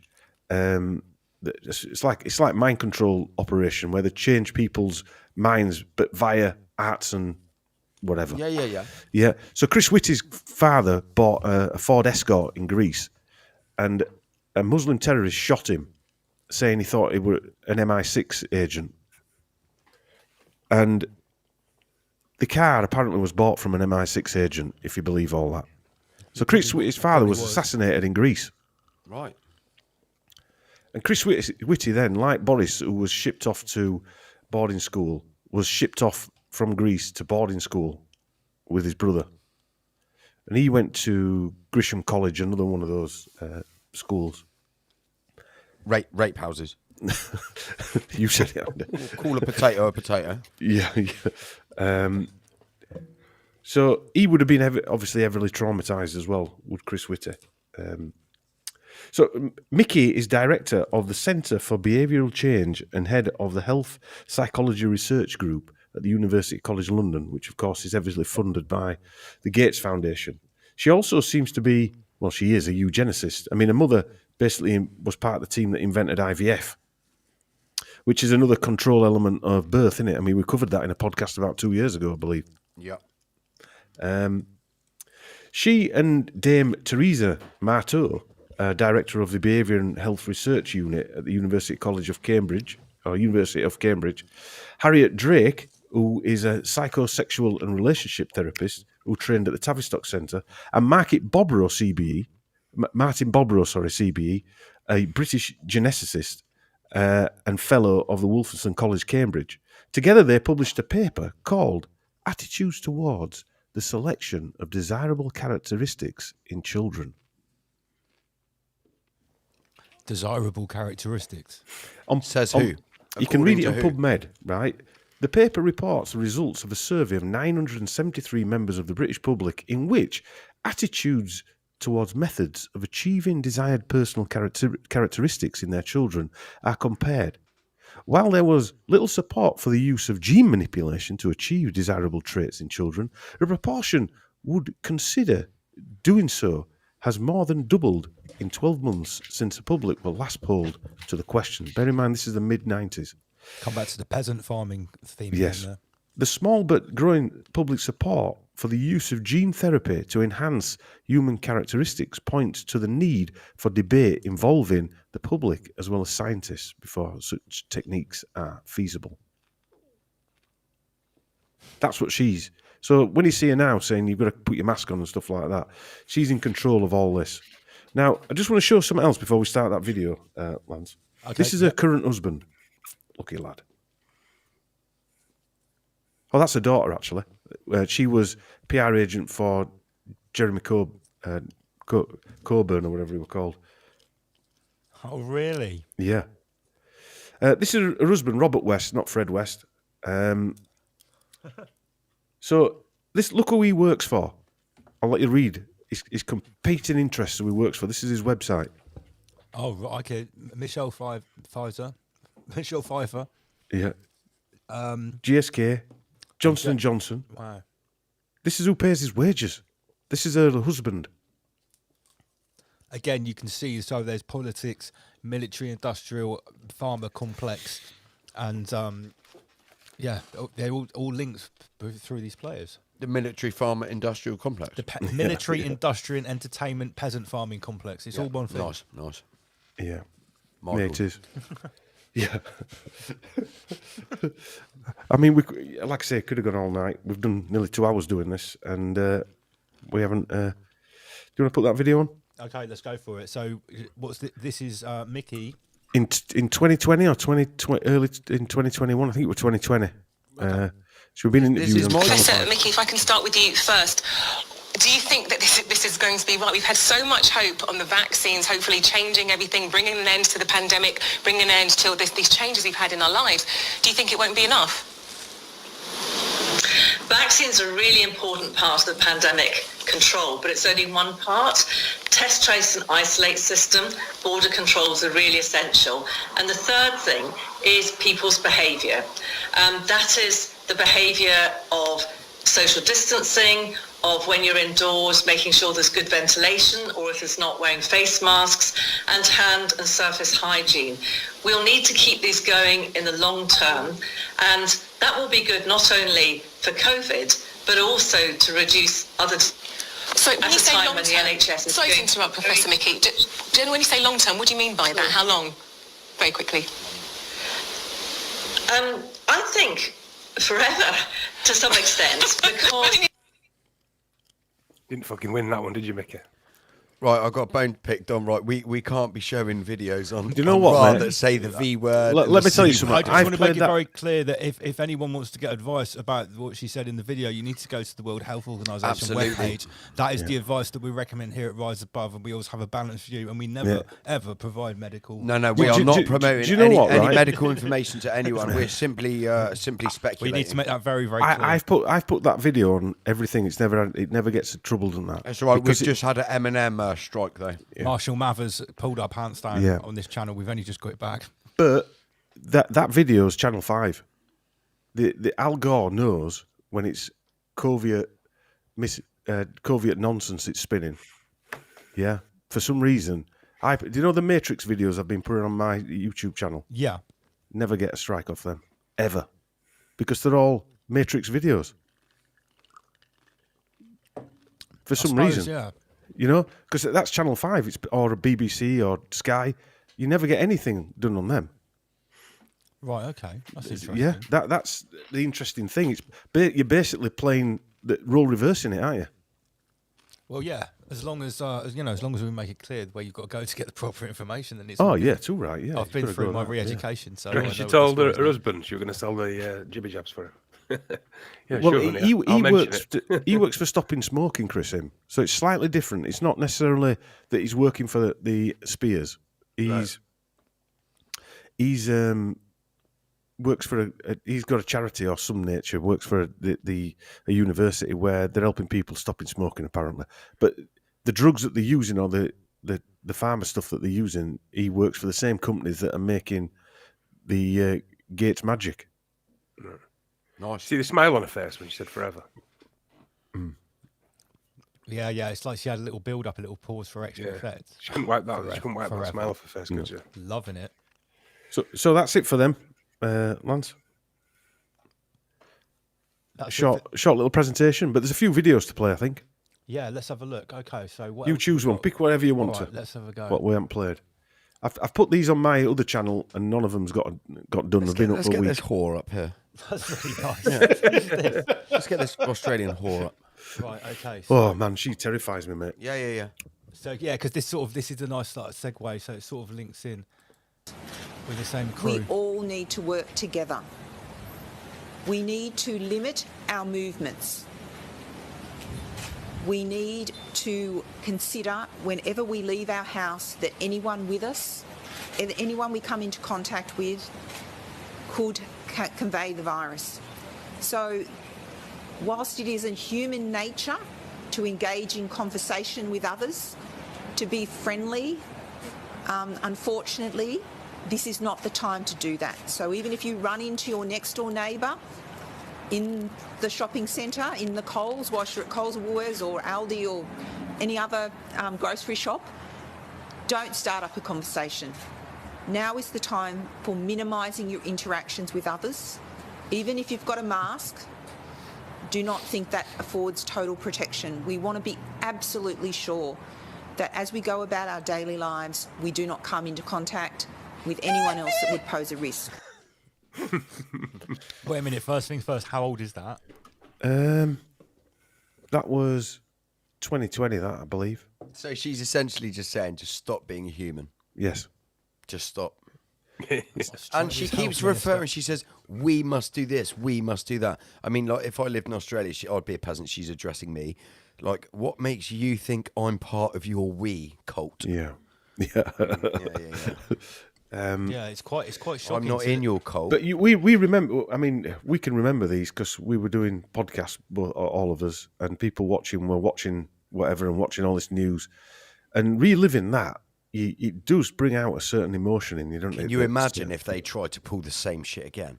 Yeah. Could you imagine? It'd be interesting. Yeah.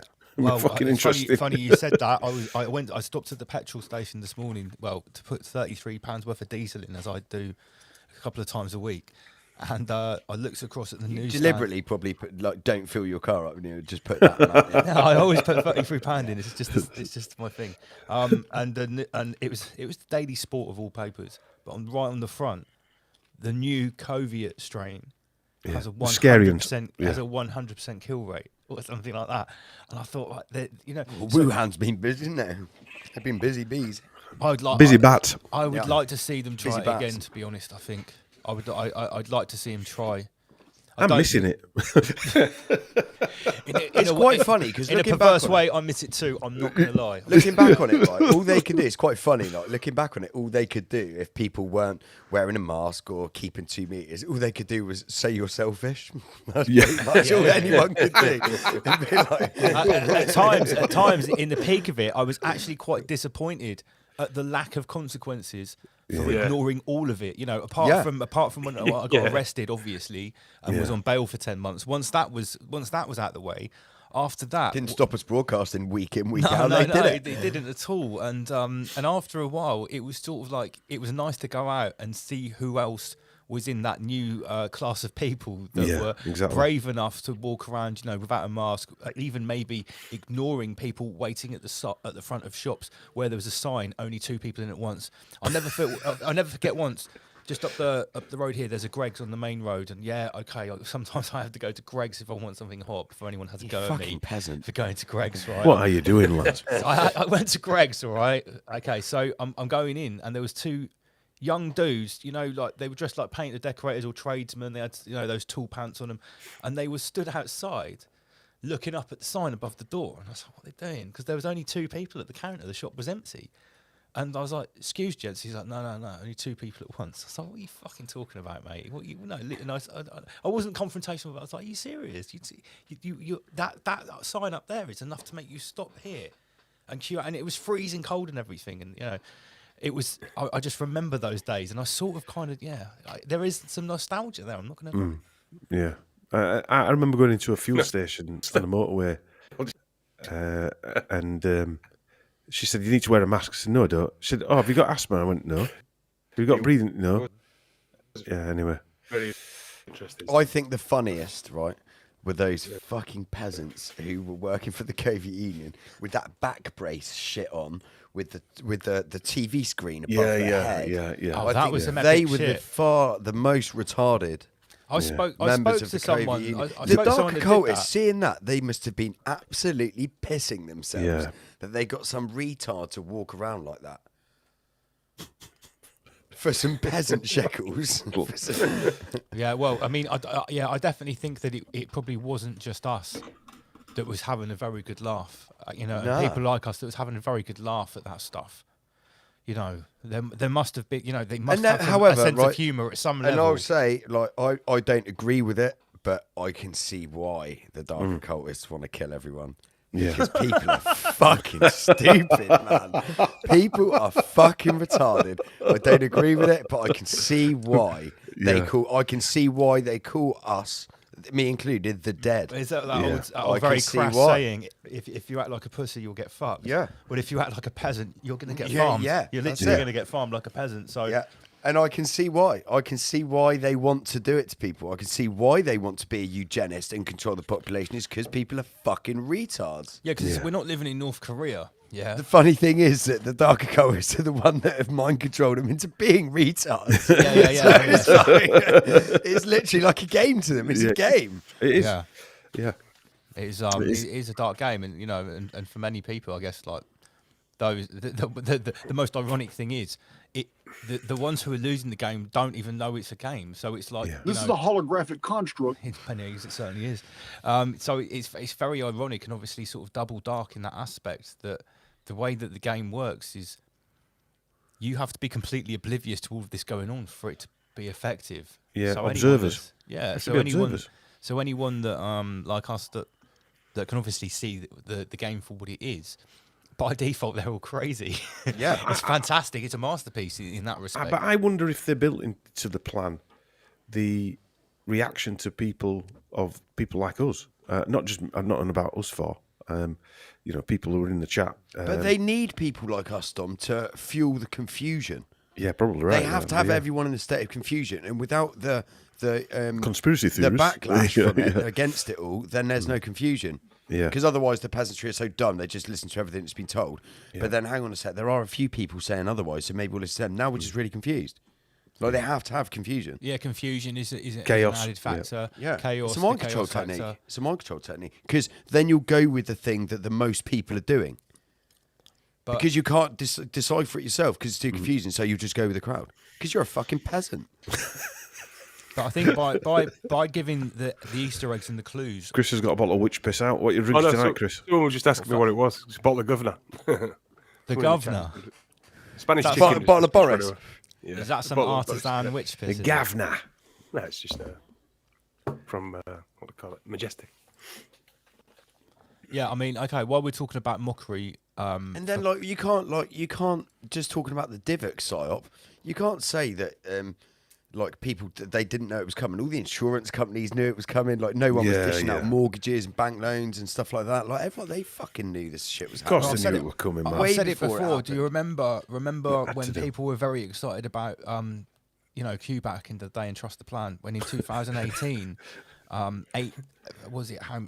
many thousands of CEOs globally all resigned. Yeah. And everyone 2000, saying, no, I've seen the list. Yeah, within yeah, the I've seen the list. 2019. We're 2019. That's it. Right before this. That's yeah. it. And everyone said that they're being taken down by They're taken down. They're going to Guantanamo Bay. I was like, no. No, Those mate. CEOs have been in place for minimum 5 to 10 years, sometimes 20, 25 years. Yeah. Their tenure has just come to an end. They've just got their big payoff. They've earned their place. They've done their part. They're riding of the plan. off into the sunset, And Michael. because they certainly don't want to be around through 2020 and that. But not only is it a complete shit show, they want to cash in. And so, don't forget, you've got the fucking eager dark occultists who are coming up. Oh, there's always a new who generation. They of these want to really psychopaths. show off people like Matt Hancock, and that they really want to get involved. So these people who have been in place for however many years, who want to kind of get out of it and retire and ride off into the sunset and live their satanic retirement, they're only too happy to pass the reins to people like there was a Matt lady Hancock. did a fantastic video called Polly on Rumble.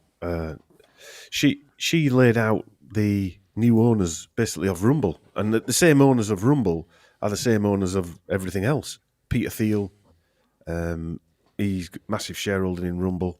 He's a Bilderberger, So even it was about alternative media and the links back to these World Economic Forum, Young Global Leader types. So even Rumble, apparently it's free speech, is being controlled, just like Twitter. Yeah, and I find it very interesting that there seems to be this understanding now. I saw it in a meme the other day, not really a meme, more like an infographic, where they showed all of these new emerging alt media companies that are sort of going to be under the umbrella of X, where their heroes are going to be Elon Musk, Billy Carson. So you've got like obviously like Joe Rogan, Billy Carson on there, Jordan Peterson, Graham Hancock, and all of these. What were they called? The intellectual Lifetime Actors Guild, Intellectual Lifetime Actors Guild, the intellectual darknet. Right. That's what those guys were called, like Brett Weinstein and that, in like 2018, 2019. Right. And it seems like they've all been very carefully put into place to now be the official alternative, and it's just so clear. It's SpaceX, X. You've seen this meme going around. Everything is X at the moment. Yeah. Well, I was telling Chris today that in the Huxley research, Thomas Henry Huxley was the grandfather of Aldous Huxley. He was Chris and Darwin's bulldog, because he was pushing eugenics and geneticists. Anyway, he came up with flying dinosaurs out of nowhere. But he started up a secret club called X Club in the 1800s. So even back then, X Factor, X-Men. X-Files, X-Files, all these things that are now thrown back at us. So the X Club, going back into the mid 1800s of rewrite, and as Chris keeps saying, Antikovitz said it, 3 6s is XXX, triple X. So you've got, see, Elon Musk having X, he had X.com, right, which was a company set up after PayPal, and he's got SpaceX. And he's Twitter's now X. What about X? Yeah, that's what I mean. Yeah, he's got 3 X's. Yeah. He's got 666. Three, yeah, sure. And have you seen this thing that's going around? It's like a meme again, or an infographic saying that there's an eclipse this year where the precession of the sun and the moon crosses in America, and it paints an X. Right. And there's obviously no fucking way. Yeah. I've seen this graphic going around quite a bit. And this X is, I can't remember where it is, but somewhere in sort of central North America in the United States. But I think it's April 24th is when this happens. Don't quote me on this. It's not over Phoenix, is it? Maybe it's a Phoenix. But everyone's saying, is something going to happen on this date where we've got all of these precursors and premonitions of X in all of Lance, these... what did you say to me years and years ago? You said millionaires don't take notice of the... Yeah, millionaires aren't interested in astrology, but billionaires and trillionaires are. Yeah, so... And awesome. Thank you, and I think it's very true because people that are self-made, very rich people, they're not necessarily occultists. So dates don't matter. If, they'll look at the markets. Yeah. But funnily enough, also when you really look into that, the markets often are fluctuated because of occult dates, because So you of the listen peasant to what farmers. you just said. Listen to what you just said there. You said the people who multimillionaire, they're not all dark, not all occultists, whether dark or light. They're not all occultists, but they take note of the astrology or the lunar or like whatever. And then the dark occultists do the same thing, or the occultists do the same thing. That should be telling you something. That this shit I would say there the is guys, something to this. I would say the guys of the ilk of, I'll use Peter I'm not Thiel claiming as- I've worked it out, but like there's a reason that these people spend their time and give that their attention and pay their attention towards that. Again, Hitler, Rudolf Hess, they were all occultists. They were all into the occult. Mate, Lance told me some fucking amazing information on holiday when we were in Thailand about the man with the moustache.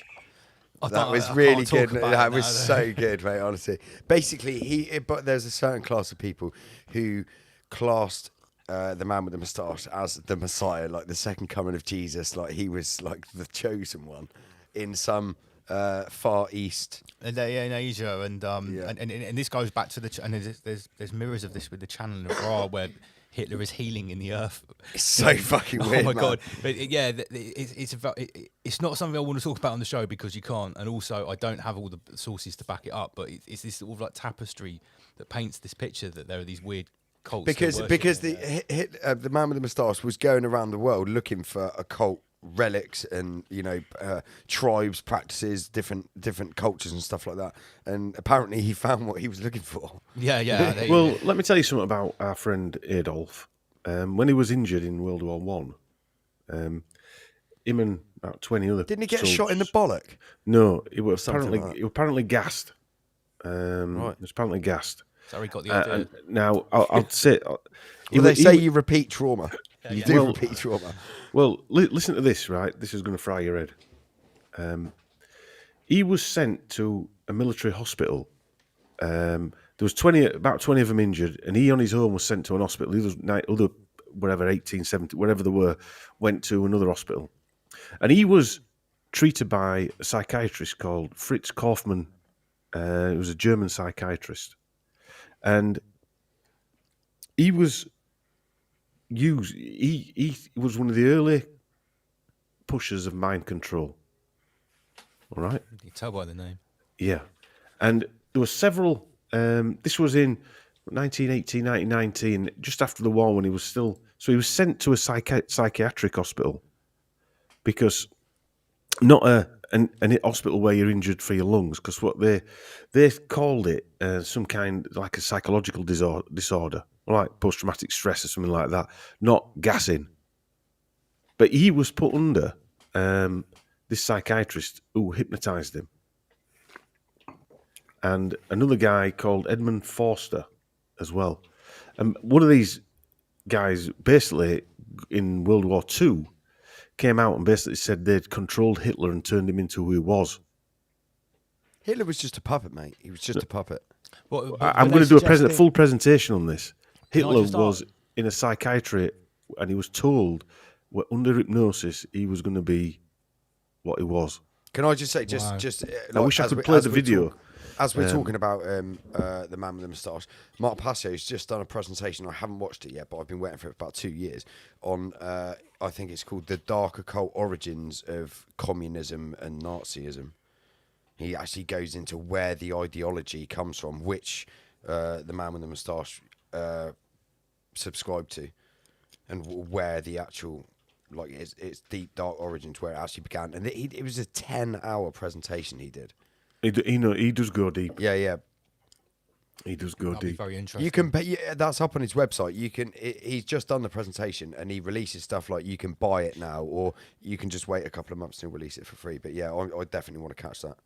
Yeah, it's because it interested me that why the fuck is a military / politician official going to places like Tibet and stuff like that, and spending huge amounts of military money going to Antarctica and looking for weird shit in the middle of a war, when they should be they should be putting all those funds into rations and making bombs and missiles and vehicles and shit like that to attack the enemy. Instead, they were looking for weird dark occult and metaphysical things. Well, the strange thing is that Switzerland, obviously a small country with hardly any army, and the Germans just walked over more or less every country in Europe. Switzerland owns all the money. Why don't they just walk into Switzerland and empty the banks instead of melting down? It's the same reason all the banks people's are there. teeth and stuff. It's like something like hollow ground or neutral ground. Untouchable. Yeah. Yeah, untouchable. Yeah. Yeah. That's what I mean. Like that, if you're in the club, which they are, they know. Everyone knows that's untouchable, so you don't even fuck with it. We don't know why it's untouchable, but they do. It's like those are one of the smaller capitals of the Black Cube organisation. Yeah, for sure. Obviously, the City of London, the square mile that isn't even under the Queen's jurisdiction. The City of London, New York, Switzerland. Well, Washington. The ones that have the special designation would be City of London, Washington DC. The District of Columbia has exactly the same designation as the City of London, the square Vatican. mile. It's this Vatican City. I'm sorry. I was talking about financial outlets. Like, well, if you look at it, Andy, what they say is that you could say that these are the financial sort of like principalities of the Black Cube organisation monarchs which you probably never even heard of. What they say is that Washington or Columbia is the military area of the world. London is the financial. Yep. Switzerland is the law or legal, and the Vatican is the religious, whatever you want to call it. They're like a lot of people often say that. Oh yeah, like my Swiss bank account, like these money. Like, why would you have a Swiss? Why is it untouchable? It's because it has immunity. Like, if, for instance, if you were getting done for fraud in any other country, they all have agreements where basically a policeman from that country will go to the. They call it where you have the privacy bank land. account. Yeah, but you cannot go to if you've got a Swiss bank account, you get done for fraud. The police cannot get into the Swiss bank account. So if the Dark Hitler just come up and be like, right, that would be the place where we can keep all our shit and no one can touch it. But they do allow peasants to keep their money there as well, okay, because they're charging interest on that. Yeah. So they're not going to say no. Which is a business in itself. Yeah. They're just making money off the criminals. Who are making money off the peasantry. And so it goes. And so it goes on. You're a Bora rabbit. Yeah. What other video did I send you, lads? Andy PG needs to see this video. Are you going? All right, go and get your drink. Yeah. I can't remember what I sent him, mate. So I've got one more video of like quite a recent peasant mockery. The thing you have to do where the floor's icy. But I actually. Oh right, that's a funny one. Is that? That's a funny one. We'll probably end yeah. with that. But what I want to show next is this video that you've given me of something to do with the work. It's the WEF. Oh right, yeah. And there's some sort of crazy character on the Shaman. stage. Yeah, and I played it Chris earlier on. Wacky, when I saw the title, I was actually really disappointed this wasn't Maria Abramovich. So let me just that would have made it more funky, wouldn't it? Yeah. Thomas Sheridan's girlfriend. Stop it! Right, okay, here I'm we go. going after that little Irish fuck. Check this out. A turma chaya no Cambarro Anuri, no Camai, no Camwaka, na Anuri, no Yuyuá, na Warron Chinamba, Punk, Tu Chinan Chaval aqui, Chinamo Kikirani, Tsai Chavai Kirani, Tsai Makikirani. Awama Wanana, Awama Wanana, no Maono Wai Sharai.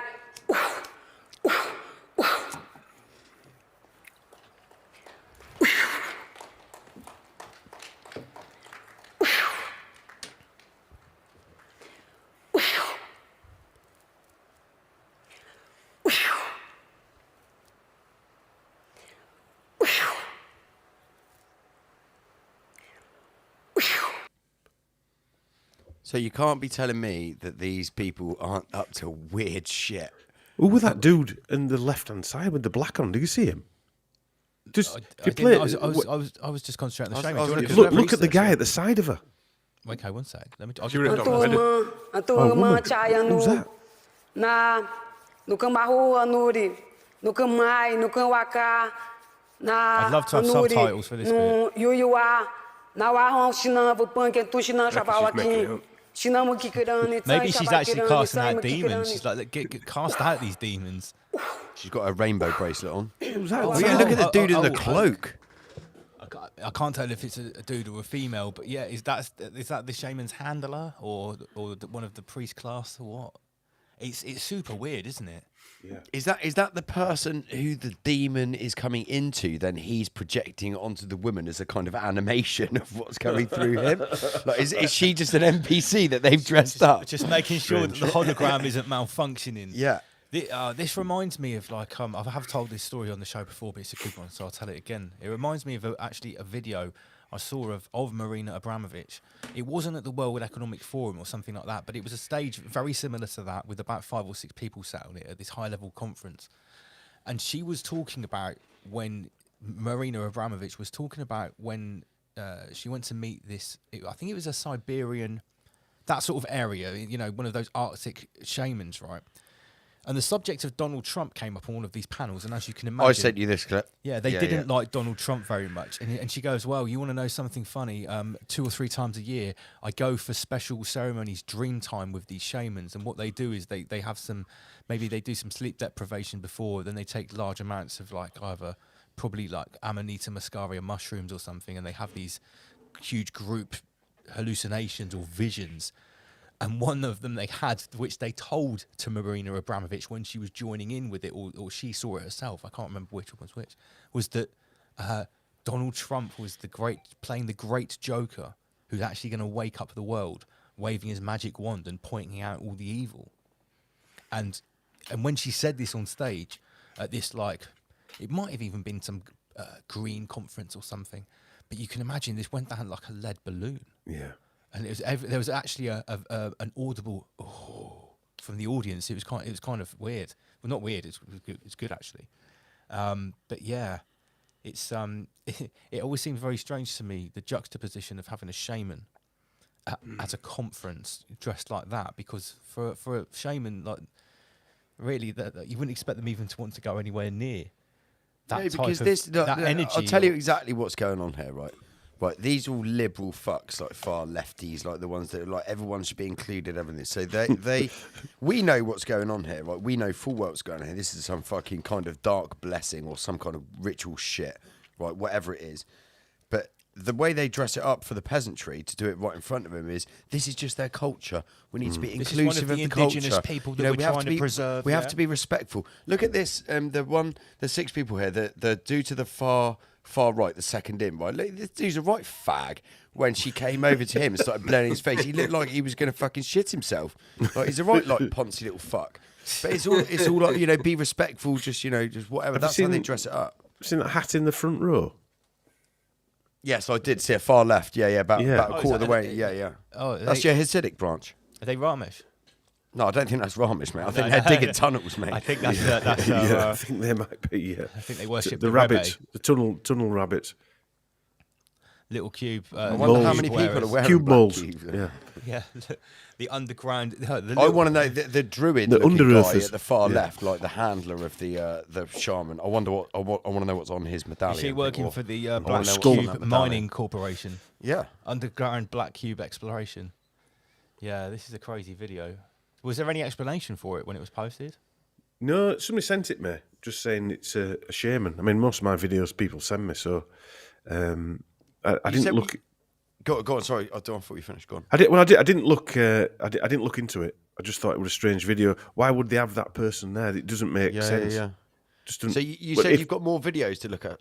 We've got one more. I'm just going to check some of the comments. What's everyone saying about this video? Is this the first time you've seen it? I think we're all in agreement. This is some weird shit. Yeah. Let's get the comments. But just look where we are. This is the World Economic Forum, right? This isn't fucking Glastonbury. Oh, sorry. This has just happened. This is literally happened.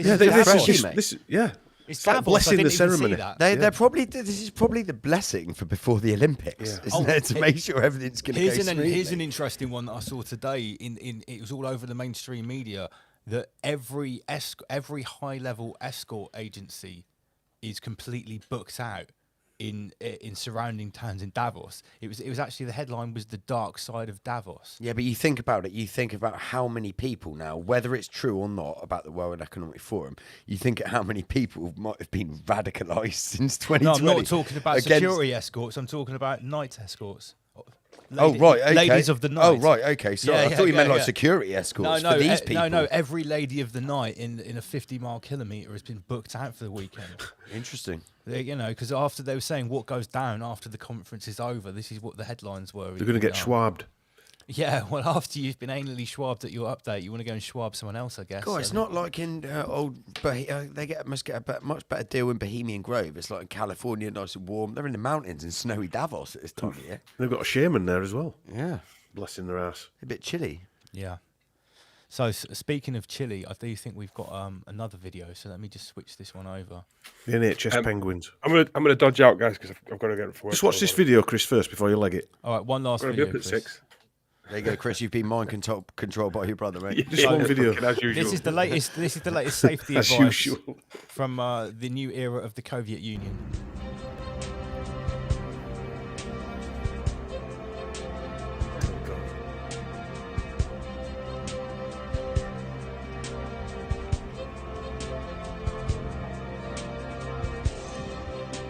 Fuck me. Have you not seen this? No. It's all over the place, I mate. mean- This is big in the game today. All over So the game. I'm telling you now, if you clapped at your doorstep, you're doing this. Yeah. You're the same peasant. Bang your pots and pans, walk like a Nice, penguin, jump nice. up and down. I like a replied bunny. to Don with that. I said, if we are fucking zombies, we might as well walk. I'll like tell you them. exactly what's going on here. I'll tell you exactly what's going on here. They're training people to walk like zombies. No, round the table of the dark occultist gentlemen's club, whilst drinking their high level brandy and smoking their Cuban cigars. One of them's been like, I bet you I can make the peasants walk like zombies. The other one's like, I'll bet you 33 million that you can't. And he's like, right, watch me. And that's exactly what's going on. But that is for, right? And all these people like who can't walk because they've got dementia or things like that, they're teaching them to walk so they're more steady on the feet. And what they're saying is that penguins can walk on ice by walking like that, which means if you've got bad joints and hip problems and stuff, that's the best way to walk. That's what the whole thing was about. Also, because of global climate warming change, there's going to be more ice and stuff. Plus, do you know what? Plus, but we're not fucking penguins. No, we're not penguins. We're not mate. fucking No. penguins. But they're saying in Arctic conditions, this is the best way to walk. So obviously, as we're heating up and everything, the Who the conditions fuck's are going in to the get more Arctic? That Arctic. looked like Rotherham Town Centre. It was actually in Edinburgh. It was actually in Edinburgh. You can't walk that slow in Rotherham. It's a lot colder in Edinburgh than it is in Shoes Rotherham. have For gone. anyone Fucking outside hell. of the UK that doesn't know our geographics, there is actually a big I temperature mean, it didn't difference. look like Arctic conditions, though. You've got to walk like a fucking retard. Come on. No, I Did you heard see somebody that? say it with Did you see that article I sent you, Dom, about the BBC News article about electric cars and the battery's not working because it's got too cold for them? And yeah, they showed a load of cars lined up. This was BBC, all lined Oh, up. they're all beside the queued street. up. They're all queued Yeah, up yeah. like stranded. They're all Yeah. knackered. Just abandoned cars because there's nobody to charge them. How did they get to the invention level and production level without anyone knowing if it gets a little bit cold, it's not going to work? And what a horrible time for it not to work. So It's probably in the small print. It's probably in the small print when you buy it. It's like on an iPhone. When you buy an iPhone, it actually says in the box, in the pamphlet thing, in real tiny writing, do not hold this device more than 6 inches to your body. Right? Yeah. It's a fucking telephone. yeah. What do you people do with walk a around telephone? You next hold to it to the- your head. It's a fucking telephone. And So then you're telling you don't hold a telephone like hello.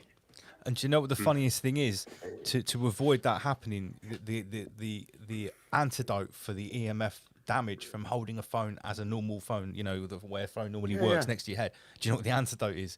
You get a Bluetooth headset, which has got Bluetooth EMF. And you Goes directly through your brain. You put it directly into both of your ears. So you're actually completing the circuit because, when you hold a conventional phone, it's just on one side. Let's put a little transceiver directly into It both goes of your ears. through. It goes through your Only brain. in inverted clown world that would be the solution That's to not having a radioactive phone next to And you. why do you think they took out the charging port? Yeah. From the port that you put your headphones in on iPhones. You Yeah, can't do it. exactly. You Have they have took to it have out, a really? Is there Bluetooth not one phone. in there? Yeah, mate. Yeah. You it's can't. taken out. They've taken it out in Samsung as well because I only get Samsung. That's what I mean. It's think all the same shit, guys. For two Yeah, it is, yeah. generations now, they've taken that out. I've got But a saying that, you burner phone, can so buy. I've still got one. I can buy. I do have physical headphones that go into the USB-C port. You can I buy don't- I you won't can use buy them. an adapter, but as standard, they don't come with it anymore. It's because they're trying to fucking. No, you just buy headphones that actually have a USB-C on it. Oh, right, yeah, but you can just buy a little adapter that goes into the charging port and then buy a thing. So, like, but as standard, they're obviously trying to murk people's brains with the Bluetooth. So there will be a huge incentive to. I had this conversation, like, technology inside your body. If Inspector Veg is watching, like, this is a good point that you used to chat about, right?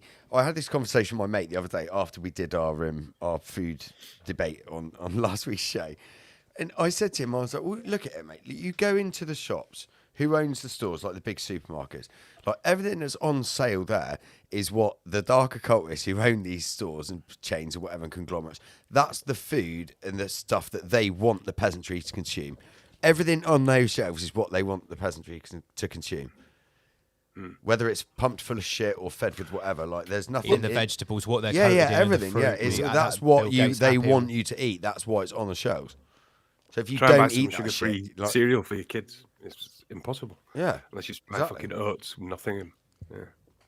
And if you try, and like the thing is, the perverse thing is, I try to avoid anything that has the thing no added sugar on it, because if it says no added sugar on the front of it, and it's you look chemicals, on the back, man. You can absolutely guarantee that the artificial sweeteners, that either aspartame, alkyl fusilane, sucralose, as I understand, is the least harmful out of all of them because it's actually made from sucrose. The key word there was least harmful. Yeah. But compared to aspartame and alkyl fusilane, for sure, it's not really on the scale. But for them, like, and you think about it, the reason they do this, or the reason they claim to do it, is because sugar is an expensive product, so they say they use the synthetic chemicals, and it's cheaper for them to produce, and it's better for the environment because you haven't got to transport sugar around the planet. So use this one.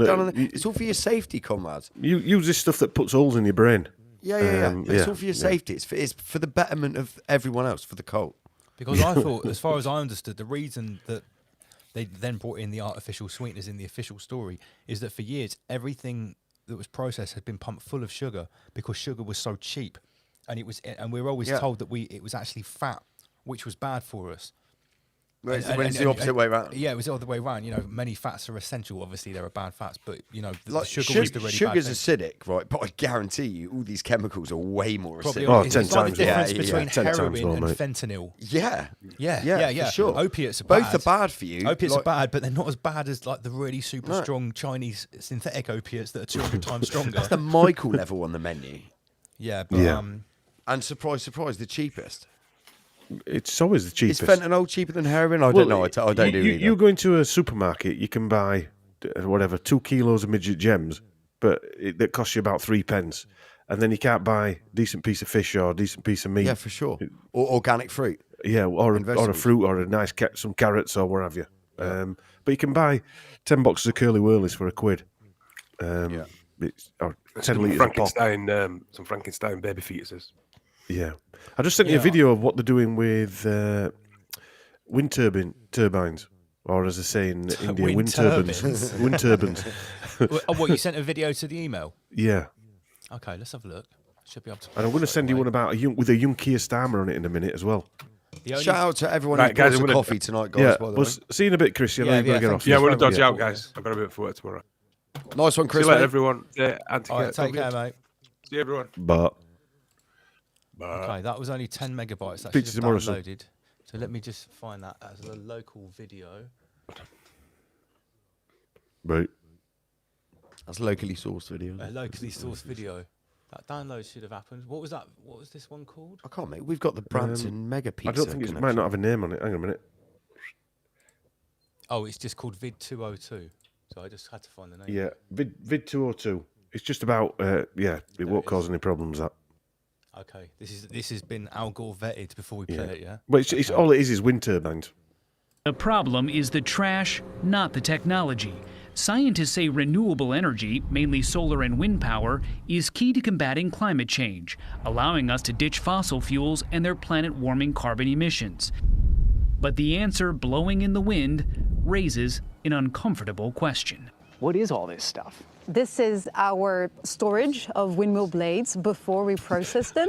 This quarry outside of Louisiana, Missouri is filled with decommissioned wind turbines and nearly 200-foot-long blades chopped into several pieces. They are built not to break. There's balsa wood, there's fiberglass, there's the resin. But it's Julie Angelo's job to break them. She's with Veolia, a company that figured out how to cut these blades down to size so they can be recycled. If you weren't recycling all of this, what would happen? What would, or what also does happen, unfortunately, a lot of those end up in landfill. These windmill blades are being buried in the ground in Casper, Wyoming. By 2050, I've seen the this world's before. wind industry is estimated to produce more than 47 million tons of blade waste each year, a black eye for green energy. Veolia spent months finding the right mix of industrial shredders to tear them apart. So from a massive windmill turbine blade to this. To this, yes. They He sell called the it blade turbine as remains well. to cement Yeah, companies, yeah. which use it to fuel their kilns instead of coal. They say that cuts their planet-warming carbon emissions by nearly 30%. 33%. Overall, 33% the renewable better than recycling coal. industry is small, and it's still cheaper to send the waste to landfills. Michael. I think that's about it on that one. This reminds me of like the I've seen in China or something. There's fields of like these derelict, all exactly the same. These brand new electric cars. Yeah, Cars, yeah. mate, that just no one bought. There's smart cars there, mate. Yeah, there's smart there's cars. huge car parking lots, the size of the parking at Heathrow Airport. Fucking fields full of them. electric Yeah. vehicles that just can't be fucking used Sold, or do anything. used, with. yeah. And Yeah, those- probably those- permanently failed. There Their is- insurance there write-off. there is a cannabis activist. I forget his name. He said when I first saw this video about the wind turbines going in the big landfills, they can make wind turbines out of hemp that are twice as strong, but they decompose right in the landfill. Once they've done their job and they need changing, you can put them in a landfill and they'll actually break down and it's not harmful to the environment. However, I'm not sure entirely how they do it, but the main ingredient in the wind turbine, the wind turbine's blades is oil. Yeah, exactly. Yeah, I think. Did you bring this up before and give them? Or was it someone else, Dom, that gave the actual metrics of how much oil it takes to not only run to maintain those turbines? I haven't done the turbines, but I know with like tyres and car tyres and stuff, it's about 16 gallons. I think somebody worked out of oil it takes. But anyway, yeah. This is what I mean. If you actually look like at your packaging that can be recycled, you know, like if you buy a Mars bar or something, that wrapper like that can't actually be recycled, and it's made from oil. It's all these plastics that can't be recycled are all oil based. Yes, yeah, and Rockefellers. So if these guys actually cared about the planet with the global climate warming change agenda, then they would stop immediately producing plastic. Oh no, because Bill wrapping Gates and all of that. He's buying carbon credits, so he's carbon neutral. Yeah, but you know what I mean. Like, if it was actually, it doesn't matter. He spends billions and trillions on carbon. Yeah, and in that You video, do whatever they you said, want as long as you invest enough and in that the carbon future, mate. In that clip there, in that video, they said to get us away from fossil fuels. Right, and my view on this is like I think that if we keep using oil, I think that the Earth just regenerates oil. It's like Yes, the I Earth's do. blood, like we. It's secular. Yeah, but I think what they've done, they've worked out. Back in the day, the dark occultists worked out that they can make money from the peasantry with fuel and oil, and then they got really creative with it, and then they started making plastics and wrappers we'll say and dinosaurs stuff like that. created it. But now they've probably worked out they can Dinosaur make fuel. more money from not using fossil fuels by using like electricity and just all these new technologies. They could probably cream more money off it. Things that run on fossil fuels, you can't control them. Yeah. If someone has the dinosaur juice, they can basically do whatever they want once they've gone or turned their key. Yeah. But with all the incoming like Enki Musk technology, everything will be able to shut off totally remotely. Switches. Yeah, remote kill switch. But not only that, including humans. Including humans. Yeah. So whether we're talking about an EV, If you heard the intro to the show, if you protest about this, they'll just turn off your chip. so Turn off your chip. whether we're talking about an electric vehicle or a hijacked meat suit is kind of irrelevant. They'll be able to switch off remotely. Also, limit the use of said appliance, the car or the meat suit. If your vehicle won't be allowed to go out of a certain radius, Or if it does, you're expending your credits linked to your Schwab score. There was a Mission Impossible film like that, weren't there, where he had to rescue this woman right at the beginning. I can't remember which one it was. I don't really watch them, but I can't remember why I was watching it anyway. And he rescued her, but he couldn't get the update into her quick enough. So she went, and I can remember her eyes just going. I'm sorry, they couldn't get the update. It was some kind of update that she had to get. Yeah, Right. Yeah, right. So these, as we know, these things are portrayed. I sent you another video of a young Keir Starmer. Again, this is from the 90s. Why would Keir Starmer be on a TV program several times in the 90s? Obscure TV programs. These people are in, like Matt Wancock and Rishi Sunak and Boris Johnson. Oh, it won't. For some reason, it won't let me download this. And Right. if I play, is it my fault? Have I not give you access to it? Or oh wait, no, I've got the download button now. Let's have a look. Come on. It doesn't seem to. it's not a big file. Oh no. You got it? No, I've got it. I've got it. Yeah, it was just lagging behind. So now I can queue it up. So this is an old school Keir Starmer. Yeah. Look how much different it looks. There's 3 videos on this. It's short videos. I'll tell you what, if this guy gets in any kind of power, like Keir Starmer. Yeah. They've got some. This dude is some serious cunt. Let's have a look. I do think it's time that the court system became much more of a place where the ordinary person feels they can go, and I think that means stripping judges and lawyers of their wigs and gowns and making it much more like a GP's health centre. One of the most interesting aspects of this case, as far as I'm concerned, has been to watch and observe 2 people with courage fighting a case, and to see that even with limited resources, even unable to bring all the evidence you want to court, you can win significant victories through a belief in what you're saying, a belief in free speech, and the courage to continually put your case forward. Hello, I'm Leke. In an interview with Piers Morgan, you refused 14 times to answer if you took drugs. Could you clarify this? Are you trying the 15th time? That's it, mate. You stole that shit. I had a good time when I was younger. Well, it's number Thank 16. you, Piers. You know, that interview with Piers, I mean, the final version was an hour-long package, I think. But the interview was 3 hours. We just sat with the cameras rolling without a break. It was very, very intense. Was it 14 times, he asked me? Yeah. So it's not a yes or a no, number 16. No? That's 16. You see, you got Chris going now. What a fucking dick. Exactly. Is that? Is there more? But in Oh, recent years, this guy, like, those clips are quite funny, especially the last one. But in recent years, this guy's been very vocal about, like, controlling the peasantry and, like, especially on freedom of movement and stuff. He thinks that everyone should be fucking locked down and not being able to. Well, he was asked the question, weren't he? That where's he prefer, Westminster or Davos? Yeah. And he said Davos. Yeah. That shows his allegiance. But there's more of his own now. He's around more of his own. Yeah, the dark side. Again, like to an extent, I feel sorry for this guy. Where I'm not a psychopath and I can feel some empathy. This guy's probably got raped more times when he was a child than a lot of people. To have his eugenist, mind control, like peasantry farming mindset, like he must have been through some fucking horrible shit. Because this goes back to what I was saying about Boris, like. In the height of the Soviet Union, when everything that was happening was new to all of us, not like the second time around, when it was all happening, would you, and people were complaining about Boris, right? Imagine if he was in charge.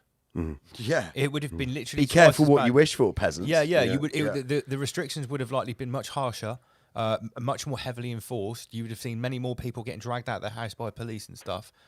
Like, this is what you mentioned this ages ago on the show when AI first became a big thing. You were like, everyone's moaning about the government. You know, the politicians are having parties and all that sort of stuff. And you were like, be careful what you wish for, because if all that goes to shit, what do you think's going to take over? Yeah, what would be the solution Yeah, to yeah, get rid it's of all gonna be these AI. corrupt idiots that don't even follow their own rules? I actually think AI. that they had to be, where they managed it very well. Because they did what they needed to get without causing some kind of Mate, it was revolt. genius. It's Yeah, absolutely revolt. genius. Yeah. There wasn't a heavy revolt, were there? Yeah, there were a few nurses throwing the uniforms at number 10, but that was about it, really, weren't it? Yeah, but realistically, I mean, you know my views on guns, Lance. I think if we wanted to revolt, what are we going to do it with? Nothing.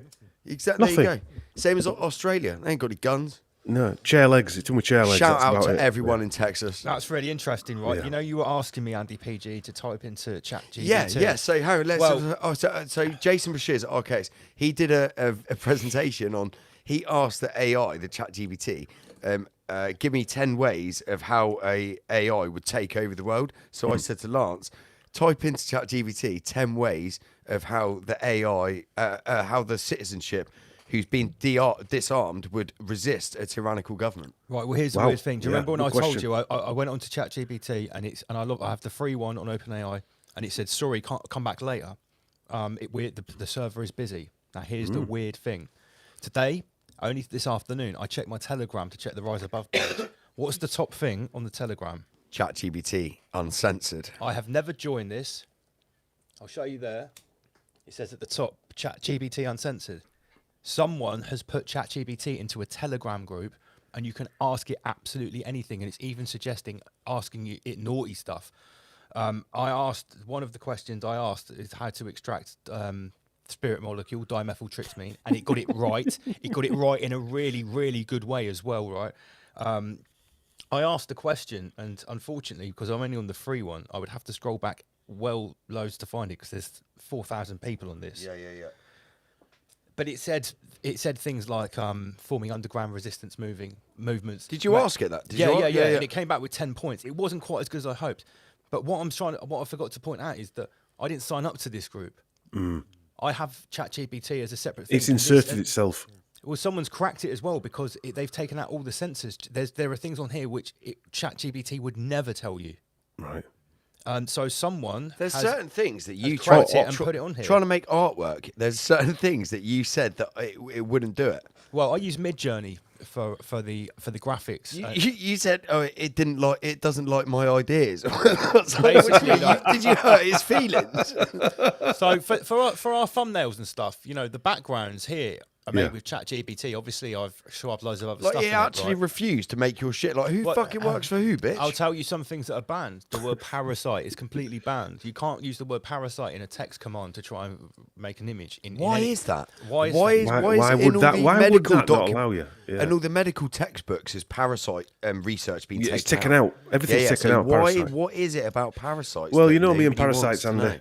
I sell parasite cleansing. And that just brings us back to Dom's presentation tonight on parasites. Yeah, exactly. Parasites, biological ones, and metaphysical ones. That's Jerry Mazinski. Jerry Mazinski would be a good guest, Yeah, you mentioned that before. I think we probably do need to have a chat with him, to be honest. I mean, I'd come on to that one if you wanted me to come on. I'd get him on. Because I want to talk to Vinny Eastwood. Yeah. Vinny Eastwood, if you're listening to this, we want to chat to you at Rise Above. Yeah. Yeah, maybe we could sort that out and get Mazinski a spot in maybe March or something like that. Yeah, he's a right nice guy, Jerry, as well. And his story. Checked him out with you. It would be nice to hear about his work. So, Lance, what did it say when you asked it about how a disarmed peasantry would resist a tyrannical government who wants to genocide the public? Some of the things it said was like form protest groups. And write petitions and stuff like that. But one thing it did say is form underground media. It said basically form new organic media. Right, okay. And form into groups. Hence why we've naturally gone down this road. Because I was hoping to just get a playbook. Yeah. But we've naturally gone down this. The alternative media is controlled because they brought GB News out just at the right time and all the other nonsense. Yeah. That made it look edgy, but it's just a limited hangout. But us guys, we're sort of uncontrolled. We're using the covert equipment, Zoom, Restream, the internet, and we're utilising it for spiritual revolution. Don't forget, we've got our Tavistock. Dare I say that? Yeah. yeah. We've got the shield mics. But what I mean by I don't think the controllers. I know what Andy says, that they want chaos, and I agree with that. But the other side of that, Andy, is that it's brought all these people together from so many different backgrounds. Class, we were talking to Mike Eden about this yesterday, that class means nothing in this movement. Because the old movements were working class versus like Arthur Scargill and his miners versus Maggie Thatcher and a government type of thing. Mate, I've got everything this to isn't be thankful. about Yeah, go on, sorry. Go on, Dom. But this isn't about like that, because I've got friends who are like architects and, business, and they're as much into this as anybody, For sure. And so, and the skill set that brings, because another thing as well, Andy, that there's only a stronghold, I would call them, of 3 to 5% who are open-minded enough to look at everything. Yeah, some of them didn't have the tap, or the 3-dart finish, but a lot of them, they're only interested in not having the jab. This is what I was about to say. That I work with so many people, like tree scientists, that are just like subcontractors that I just maybe work for one day. And when we're having a fag or a lunch break or whatever, we sit down, we chat. And I was like, there's loads of them that they don't know about the occult or anything, but one thing's for sure, they don't want the fucking jab. They don't know anything else, but they know that. Can we use the proper terminology? Yeah, they diver. Sorry, they don't want to go to the Britney Spears tour, but that is the one common denominator in, like you said, it doesn't matter, creed, colour, exactly, race, class. It crosses over. A bit like football used to do, for argument's sake, where you could have a conversation with anybody and they can't talk about football or music or what have you. Now, there's so many people that didn't have it, but I still think there's an hardcore of about 3 to 5% of all of us who would not have had it no matter what. That's a big number, is that? Even just for the pure principle of it. Yes. Even if you haven't done any, even people, there are people I know that haven't done any research, don't know anything, but by absolute principle, they wouldn't have even considered having something just because of how it was put. Yes. And just out of, they would never do something they didn't want to do. Yes. So those people are obviously on side as well. And, so. That's a big number, Lance, though. If you think yeah. about the number, right, and the type of people you're talking about, like that, if you think about 5% of this population, 10%, 7 million, 3.5 million, of an age, of a mobile age, not babies or children. You know what I mean? That is a scary number for a controller. It is. I often wonder now, as we go further into this, if what happened in that big deciding moment in 2020 that caused everyone to know who's who, if you're paying attention. Have we been deliberately herded together, not really for the super nefarious reason, but just more of a to separate, so that those who are now, they know who will comply. You know who's in the pen. And those troublemakers, well, they can just fuck off and go and do their own thing. Yeah, Lee we'll still be controlling them to a certain extent. Lee in The Guardian said this, didn't he? He's like, we'll probably just be left alone, because once we die. Like, don't forget, the dark occultists, they use the transgenerational thing. So it doesn't matter who's dead and who's alive. In that bloodline, they've still got someone in control doing the agenda. So once we're all gone, unless everyone's got kids who are then going to grow up to be activists, which, let's be honest, Ramish children. How many of them are actually going to grow up to be activists, or how many of them are going to be subjected to the satanic mind control and be like, right, I want to earn fuckloads of money, sniff cocaine and fuck whores, and then, just enjoy my life and not be bothered about what happens to everyone else? Well, I can look at my kids or Chris's kids and other people I've met. Our kids, my son who you saw there, I showed him the towers going down, and I showed him the holograms going into the buildings, and he went, that doesn't even look real. He was 6-year-old when he said that to me. He only saw the towers. I didn't mention anything to him. So kids of the people who are listening and what have you now, their kids are being brought up like we are, and there's more of them. Somebody on Facebook, I can't remember who it was, but shout out if you're listening to this. They put up a post and they said that their daughter or their son who's very young, was getting taught in school, whether it's first school or whatever, about that we evolved from apes, chimpanzees, whatever, Darwinism. And I think their child responded to the teacher, well, if that's the case, if we evolved that, then why are monkeys and stuff and chimpanzees still alive and not extinct? And that's what we've moved on for. And the teacher didn't really have an answer for it. And they just put up, it was such a proud parent moment. Yeah, but so they are out there. They are out there.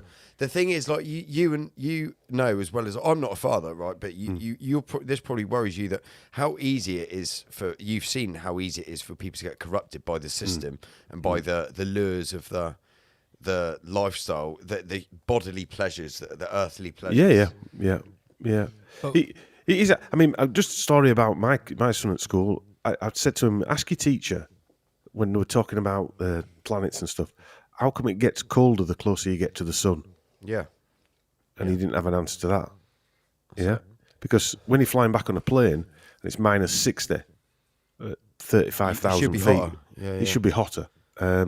And so, but anyway, that's so easy. Mate, you want to just give Graham Hancock an email, just ask him why. Yeah, exactly. Yeah. Or what's his name? Neil deGrasse Tyson. I can't do with Greasy that guy. Tyson. Greasy Tyson. Ask him, mate. Neil the Greasy He'll Tyson. give you an answer, mate. Yeah, He'll give you an answer for that straight away. who is it? He'll Give us an stutter answer? a few times and Yeah. then Brian choke Cox on his own Brian Cox will comment. give us an answer. How they could possibly explain that like moonlight is colder than the shades. No one can give you. There is some like proper normie peasant world explanation for how that's possible when it's reflecting the light of the sun.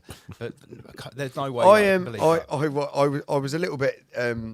I had a little bit of not flu, but like I took a few days off work last week, and I said to Lance, I was like, I watched a couple of flat Earth documentaries, just for the fuck of it, because I've never got time normally. I'm not too busy, and I was like, fuck it, I'm just gonna watch one. I sat in front of the fire, I had a joint and stuff, and I was like, oh, I'm gonna watch it.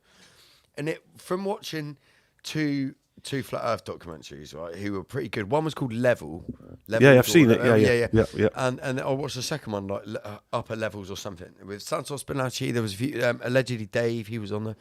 And to me, it would appear, listen to my words, I'm choosing them very carefully, it would appear that we are on a flat plane. It would appear so.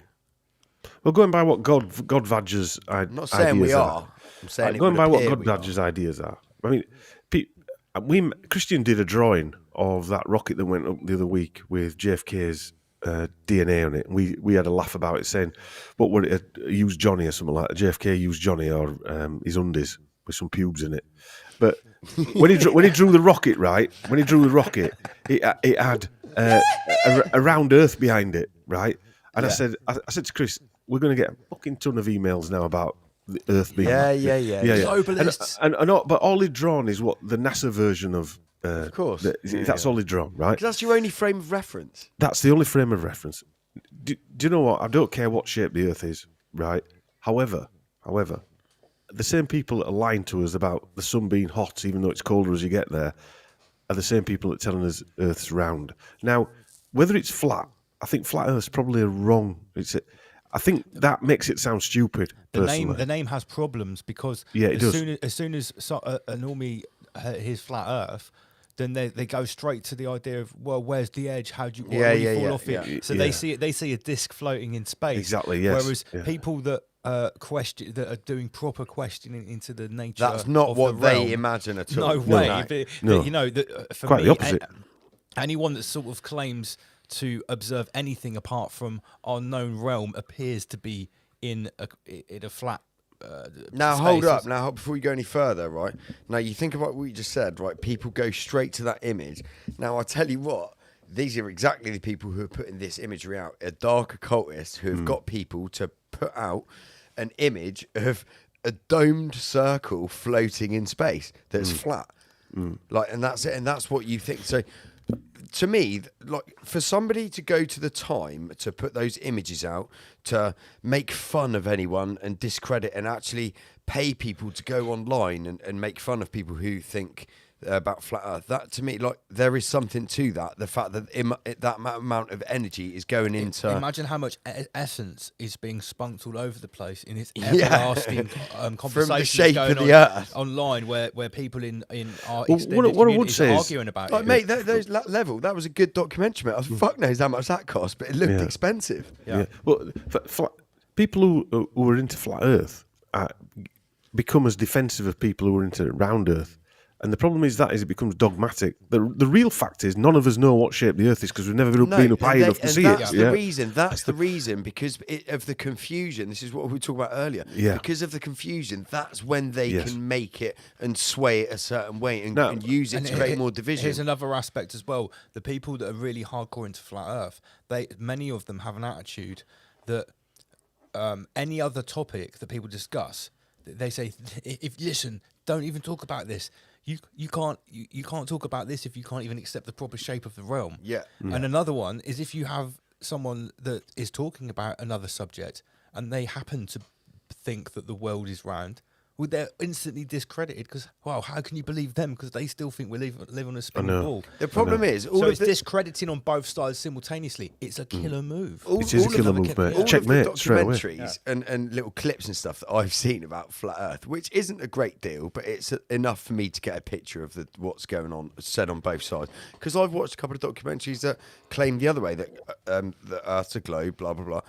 And what we haven't ever got is some independent person who's doing the experiments for Flat Earth and simultaneously doing the experiments for Globe Earth, for them to do both the experiments and then come up with their own conclusion. You've only got people doing experiments who favour either side. Yes. There's no impartial person saying, right, I'm going to get to the bottom of this. I'm going to do all the Flat Earth experiments and I'm going to do all the global Earth experiments and let's see what we get. No one's done that, as far as I'm aware. No. I mean, we've seen the video of a ship going over towards the so-called horizon. Yeah, but then again, I've seen a disappearing. video of someone on a big camera and it zooms right in and you can see it again. See it. Yeah, it's called However, diminution. but what we don't know is if the Earth that we're told is Earth is 10 times bigger. Yeah, that's the greater Earth theory. That, the greater Earth theory. And then people say, like, against the flat earthers, that's a horrible term, it's like truthers, against the people who think that the world isn't a globe spinning ball, people say, oh, why would they hide it? Why would they hide it? And the simple reason, which I do agree with people who subscribe to flat earth, is the land mass. If there was extra land, people would hide it because it is the most valuable commodity on the planet. In the realm is land. And if there were other entities, let's just say. Yeah, for sure. Other technologies, other entities where you didn't have to pay tax and money wasn't a thing. Yeah, well, the thing if this is an energy harvesting incubator, then they don't want us to know where they're using their energy either. You know, for instance, I'm using that's a theory, but what I'm trying to say is, if Mars is if it's a place on Earth, for argument's sake, as Godwin asked, I think it's in Arizona, mate. Yeah, well, it's somewhere, and we don't know the depth of Earth. We don't know, like you're saying about oil, it never runs out. It's just continuous. We're just told it runs out like diamonds. Again, that all of what I'm saying, this is just my personal to opinion. create the finite agenda. The issue is, Andy, nobody can have a conversation without falling out. No, that's the problem. People are fucking peasants. Yeah, even people with so-called open mind become dogmatic about one subject. Of course they do. Yeah, that's the art of the syncretist. Is that the syncretic approach is to be able to look at all of these subjects and hold all of these ideas light like a feather, not heavy like an anvil. Exactly. Have you ever tried to carry around more than one anvil? Yeah, exactly. What's I mean, it's difficult. It's heavy, so you've got to be able to not discriminate against people necessarily. Like I could listen to an Islamic imam or even a fundamental Christian truther. If the aspect of the information that they looked at is good, you can take away their filter that they're using and translate it a little bit. You don't have to disregard everything. At the same time, you have to listen to the bullshit to get a grip of what those fuckers are saying as well. Yeah, when I was ill and we were spending time listening to lectures from, I interviewed a guy the other day called Dr. Levy, vitamin C guru, and people like him I was listening to. And then some of these people, not Dr. Levy, but other people, would go on about stuff at the end of the lecture saying God had chosen them to do this and pass the information. And I turned off at that point because it didn't interest me. But their information was still good. You understand where I'm coming from? So I didn't throw them away. I just didn't want to listen to that part of their information. Mate, it's didn't like mean to say I thought they were idiots, right? you know? Have you actually listened to some Zachariah Stitching presentations? Oh, yeah. They are fucking boring. Amazing, man. aren't they? Yeah. Fucking boring. But boring. the information, information is, the information's amazing. Is terrible. I'm not saying I agree with them. I think he's full of shit. A lot of it is, But the stories that he tells, but it's his delivery. It's fucking painful. But if you can get past that, like a lot of people on who listen to Rise Above or watch it, they don't actually like me, or some people don't like Lance, or some people don't like Mark Devlin's presentation delivery, or whoever. But if you can get past the delivery of the person who's giving you the information, just look at the fucking information. Yeah, look, you're not going to listening to individuals, whether it's the tone of the voice like or Mark Passio. A lot of people don't like Mark Passio because he's angry and shouts, but just listen to what he's saying. I like the passion. Yeah, I love it. Passion. It's passions. I don't like a lot of people who are shouty fucking people. bitch that don't like Mark Passio. But they can't take his delivery style because they can't. They just get offended. Yeah, it's very direct, isn't it? Yeah, but look at the information. No one can really argue with what he's saying. It's not really I look at those guys. I think even though I'm in my 50s now, I look at us as next generation podcasters. We're the podcasting generation, if you like. Mark Passio, Mark Devlin, a lot of these guys, Richard D. Hall and that, they were at a David Icke. time. They were David Icke. They were at a time where they were trying to convince people. We don't try and convince anybody now. We don't even want to. Mate, I'll tell you what. We find it to be irresponsible to try. It is irresponsible. Mark Passio has just started doing his set of podcasts again, right? And he said on his first one, I caught it last Sunday, he said that he started talking about all this stuff and doing his podcast 15 years ago, and it's got progressively worse. In 15 years. He thought when he started it, he was under the apprehension that within 5 years there'll be 1 million people talking about natural law and it will spread like that. And he said, fuck no, how he was wrong. It must be He pretty said it's now soul-destroying. worse, and there's more people subscribing to peasant views than it was when he started. I think the actual correct application of natural law would be not to try and force anyone to wake up. It would be to do something like we're doing. Drop nuances. Using let nuance, people make up their own mind. Using good research, using comedy, satire, memes. Think of how we realised it, right? Nobody forced us to awake. Nobody forced us into a corner and made us read certain books and what have you. We did it of our own energy, didn't we? Nobody, we picked something up and thought, oh, that makes sense. I'll have a look at that. And so other people aren't going to wake up by forcing them. Yeah, that's like part of the reason why after I got arrested and got off and everything, I decided not to go back to speaking at protests and stuff like that. Yeah. And a lot of the hardcore protesters that are going to be stuck in that cycle for the rest of their life were like, oh, you're a pussy, you get arrested once and you get off and then you don't come back. Well, it's like, well potentially, I had a point to make. Fight the war, not the battles. Yeah, and also you get to the point of thinking, well, you don't really. Should you really be shouting at people, trying to force it down their throat? Because, like you just said, that's not what happened to any of us. We went through the process ourselves. Exactly. You go through several stages, don't you? Where at first you sort of delusional. All my life's a lie, and everything we're in it is just nonsense. Then you become some kind of evangelist. Yeah. The stages, and these stages could go on for hours, weeks, months, years, whatever. And then you come into a bit of a quiet. I came into after that evangelistic period, I became really quiet and didn't want to talk to anybody about it. And not subdued, but I didn't have a script. You feel like an outsider. You felt like an outsider. You didn't have a script to talk about to people, not to convince them, just so you could actually talk about it in a way that didn't wind you up or didn't wind them up. And then or sound really weird. Mate, sometimes, right, there's a pub I go to, right, I'm not going to name it. There's a pub I go to in the middle of the New Forest. The Blue Oyster. I'm the youngest one in there, right? There's no one in there that knows me. I go there when I want to turn off from clown world completely. I chat to the guy behind the bar, Rich, who's a bit older than me, but he goes snowboarding and it's like that's my anti-clown world, my switch off.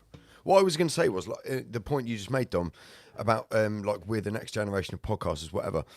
Without people like Mark Passio, David Icke, we wouldn't be here. People we wouldn't be here. And without activists in the future who are promoting freedom, without us, then they're not going to be doing it. So whether you like people's delivery style or not is fucking irrelevant. As long as the information's out there and getting out there consistently and frequently, then the AIX negative system will have an antithesis. This digital version of a book, what we're doing now on a recording, is going to be what people are going to listen to going back. Yeah, for sure.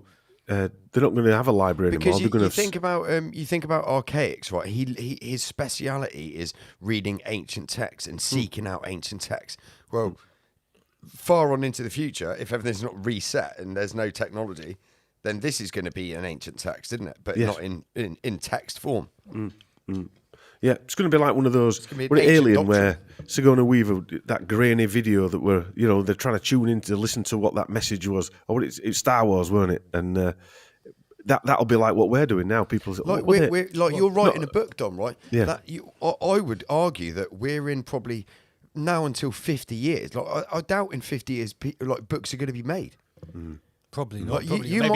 This might be maybe even less. The last generation. Might be the last generation of physical written copies that isn't A by AI and is actually written down on paper. Well, think about it, right? In only maybe the last 5 years, you would start to see that in good schools, in good areas, that every pupil at a certain age is almost issued a laptop. I'm talking nice schools, nice areas. Soon that will be, as technology gets cheaper and it's pushed more, that will be soon all kids in all schools. But Lance, by the time that happens, they won't just be writing on pen and paper no more. they won't just even be typing on the laptop because all of it will be AI. But you think about it as well. At the moment, like you just said, all students pretty much have been issued laptops.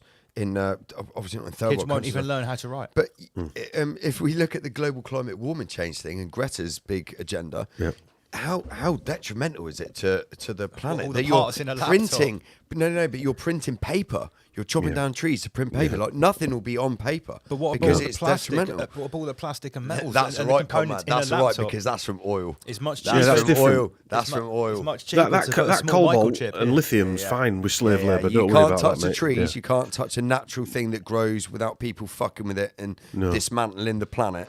Like you've got to use the shit that you need to dig up. Yeah, I sent you a video of Tony Blair. I don't know if you got that, Lance. Oh, listen. You and Tony Blair. You tell me if this guy's camp.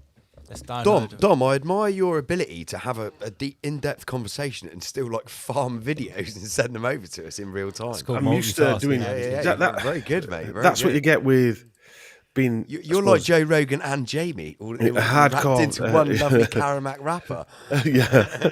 Hardcore business. I did 25 different jobs in the 90s and 2000s. Local video, B Liar. So is this like a little B Liar montage? Or something? This is B Liar when he were getting voted in his first seat. Okay, let's go. Tony Blair, Labour's man, addressing an audience of 23 last night. The image of the Labour Party's got to be an image that's more dynamic, more modern, more suited to the 1980s. I don't actually think it's a matter of right and left as people make it out. What I do think is that it's a matter of style. Luck played a part in that because there was a field of very well-known people. It sounds like Julian Clary. Yeah, I All know. went in for it. And I think because it was one of the last seats in the country to select, and it was created out of the boundary changes, so everyone was piling into Sedgefield to get the nomination. And I think in a way what they decided at the end of the day was, to hell with all these big names. I mean, right, this young lad, put him in, and that was... So there was a bit of luck in it too. Forget the past. No more bosses versus workers. We Voice are changed. on the same side, Yeah, this the is same post team, Tavistock and Britain training. United Yes. will win. Ask me my three main priorities for government, and I tell you, education, education, and education. Brainwashing. Yeah, I was just about to say, how fitting is it when now we look at what is actually happening in education now with all the Rainbow Mafia stuff. And a member of my extended family today, I heard that they have, I think it's 4 or 5 year old, had accidentally brought something home that had some rather inappropriate stuff for 4 or 5 years on it from school about, touching yourself and stuff like that. Fucking mental, mate. Went mad. And, I think there was an apology to some other members of the family that might have warned them about stuff like this. And they previously said that it was, that's stupid. Well, in Scotland, they were on about taking kids away from parents who complained about if their child wanted a sex change and the parents talked them out of it, the parents could be locked up. Yeah, as a chargeable offence, yeah. And it would also, I believe, if I'm not correct, it would be some sort of hate crime as well, which would make it even worse. Let's carry on with this B Liar montage. Prime Minister, can we please have your reaction to the news? I feel like everyone else in this country today utterly... That's the fakest thing I've ever heard. Isn't it? Fucking He's hell. never had a feeling in his life. Look at this No, look at his hands. Oh yeah, nice. I see that. devastated. Our thoughts and prayers are with Princess Diana's family, in particular her 2 sons, the 2 boys. Couldn't Our name hearts them go then. out to them. We are today a nation in Britain in a state of shock, in mourning, in grief that is so deeply painful for us. On Tuesday night, I gave the order for British forces to take part in military action in Iraq. Tonight, British servicemen and women are engaged from air, land and sea. Their mission? To remove Saddam Hussein from power and disarm Iraq of its weapons of mass destruction. For all of this, I express more sorrow, regret, and apology than you may ever know or can believe. Yep, you're right. We don't believe you. Definitely don't believe. Yeah, that was like a Tony B like acting reel. Get your kipper out, mate. Yeah. Mental. Terrible. He couldn't quite, when he was talking about Diana there, he couldn't quite muster the Matt Hancock tear, could he? No. He couldn't, he couldn't quite do it. No, but Do you know why? Because he's a psychopath. yeah, no empathy. Absolutely. Well, Matt Hancock didn't have a tear, did It's he? not even a matter of empathy. He physically can't. Can't do it. Physically can't do it. Yeah. No. Yeah, literally has His no body's emotions. incapable. But yeah, you Weapon- definitely saw it. It was. Can we assume that the first interview on the montage was the earliest? Yes. Yeah. Yeah, 1982, I believe, or 3. 1982. Something like that, yeah. And the guy interviewing Man, I him, wasn't even born then. Jon Snow, or one of the Snow brothers, cousins, whatever. Dan Snow, who's the modern day presenter, the historian Dan Snow. They're also married into bloodlines as well. Dan Snow's great-great-great-grandfather is Earl, who was the Prime Minister in World War One, the Welsh guy, forgot his name. Oh, what, before when... Before, after Asquith. Yeah, somebody will say it in the chat. Forgotten his name, the Welsh guy. So his great-great-grandfather was him. And he's married in to his wife now, Dan Snow's wife. Him who tells us the new modern version of history. Is married into the Grosvenor family. And the Grosvenor family, the Dukes of Westminster, worth good £11 billion. So Dan Snow, the presenter, who comes on all, normal like, is he's Clown World basically. It's interesting to see all these videos, isn't it? And how they've put them together. Like, why would he be interviewed in 1982? Or all the way through his career, then it's mapped out. Yeah, but they have to put it out there, don't they? They have to do. They have to. I mean, there's multiple reasons for doing that. They have to tell them their agenda. We all know that they have to put it out in the open. But B, they have to, what David Icke calls it, the totalitarian tiptoes. They have to put it out so that the peasantry know it's coming. Then they have to promote a little bit more, a little bit more, a little bit more. So they have to normalise it so that it's like not a big shock. Familiarisation, maybe. Yeah. So it's like being otherwise. Imagine there was no pre-Divock warning, like what was it? The social media thing, fucking Snapchat, where they had the masks on and stuff like that. Where you had the is it a filter? Well, you could put a mask on. Without all of that, your subconscious going into your subconscious. Maybe like it would have been. It'd been like getting punched in the face. Nothing had more pre-programming than Divock. Contagion, wasn't it? Yeah, for sure. And that's what I Contagion. mean, without doing all that, so without doing what they're doing there, like you think of the build-up when Tony B. Lyle was talking about, right, we're going in to disarm and remove Saddam Hussein from power. Without the pre-programming prior to that, they wouldn't have been able to do it because the peasantry, there's no way they'd have had it. And at the end of the day, we're the ones that give them the money. If everyone just stopped paying taxes because they weren't happy with the genocide they were doing, then they wouldn't do it, would they? No. So you have to soften the peasantry up for them to be able to do their agenda. It was David Lloyd George you were thinking of, and David Lloyd George, Earl Lloyd George, he was Dan Snow's great-great-great grandfather. This is why they use people like Greta, who's a child, right? Who was a child when she started, and then like who's the fucking dude walking around his garden, Captain Tom. Captain Tom, that fucker. Like, Major Tom, an elderly dude or a child, like they Uncle pull on Tom. your heartstrings. It's all psychological bullshit, man. It's just, do you know what I mean?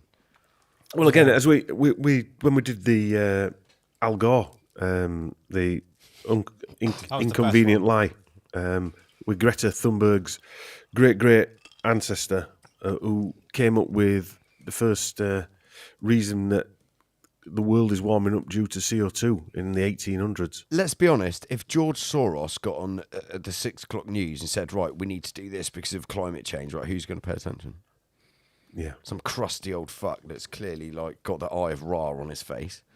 But rather than you need to do it softly. But what kind of narrative is that where literally the great grandfather descendant literally invented the concept of global warming, climate change? Yeah, exactly. And then, like you say, in the next century, Greta comes along, and we're told it's just a 16-year-old schoolgirl. It's just luck. And Imagine- all the right, all the family are actors, right? Look what she did. Look what Greta did. Right, she was in school, and is it a Friday? They do climate change Friday, where they they lock down the school basically. Mate, don't they? if I was at school, like choosing to go out of school and protest when And I strike, was that age, and yeah. like I'd be fucking dragged into Yeah. school by my parents or my like. Do you know what I mean? Yeah, The you just teacher, get the screwed police, anyway, and put it shit. that way. Yeah, like there's no, they're being they're letting this happen for a reason. Yeah, 100%. I've got one last video, Lance, then I'm going to leg it. I'm going to send it over. Just show me. All these are about these acting parasites, and this is Zahawi, Minister of Arms Spears during 2020, another enemy of the state. Yeah, it should be coming over now. This is him in, I think, 2004. Bear in mind, Zahawi's Minister of Arms Spears.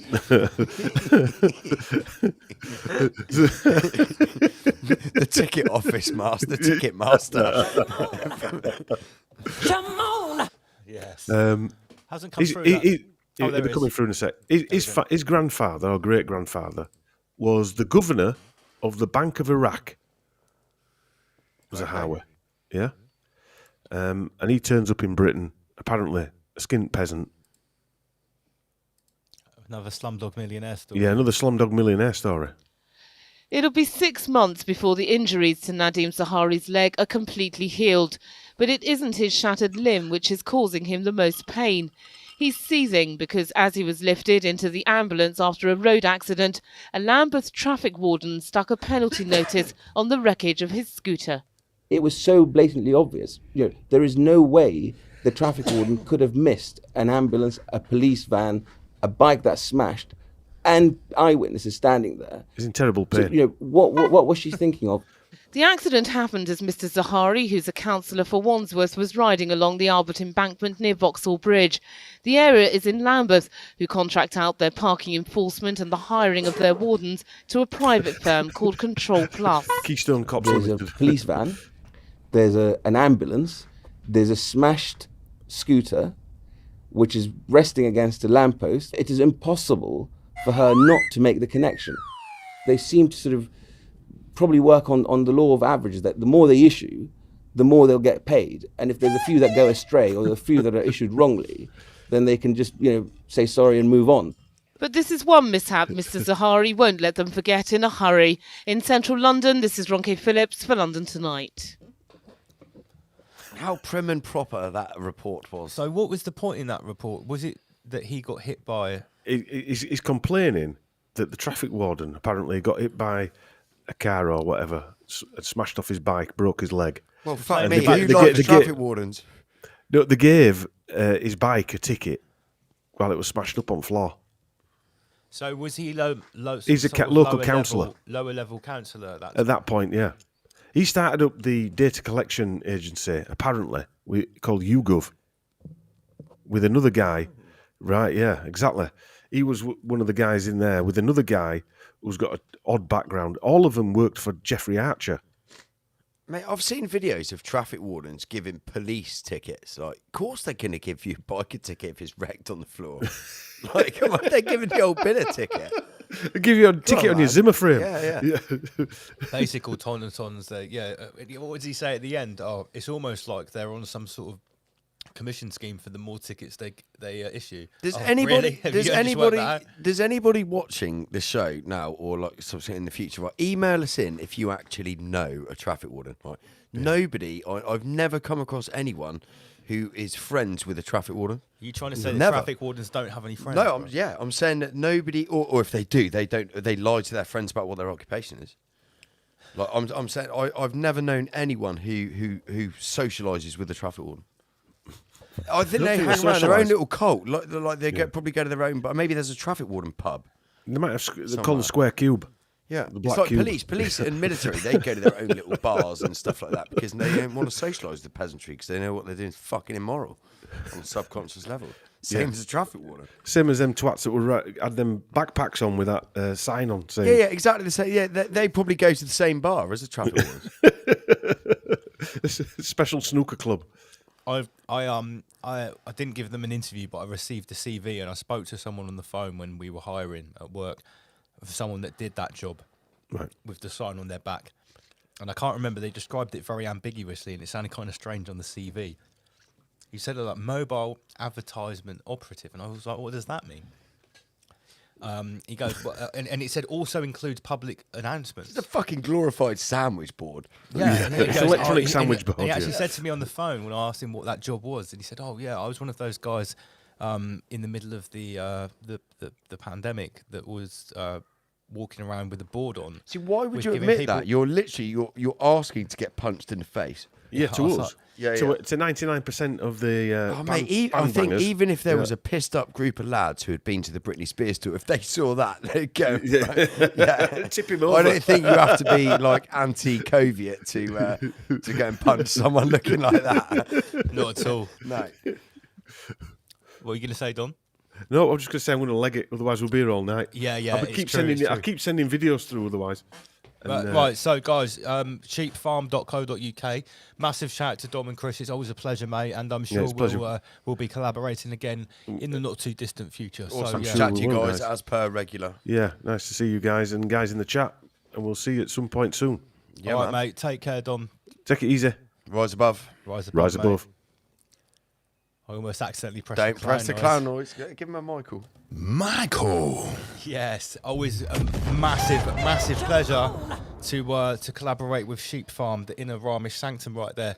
So before we clock off as well, we just need to say a few things. Don't forget to subscribe to Rise Above Black Market Cinema for slightly different content on the other channel in our umbrella corporation.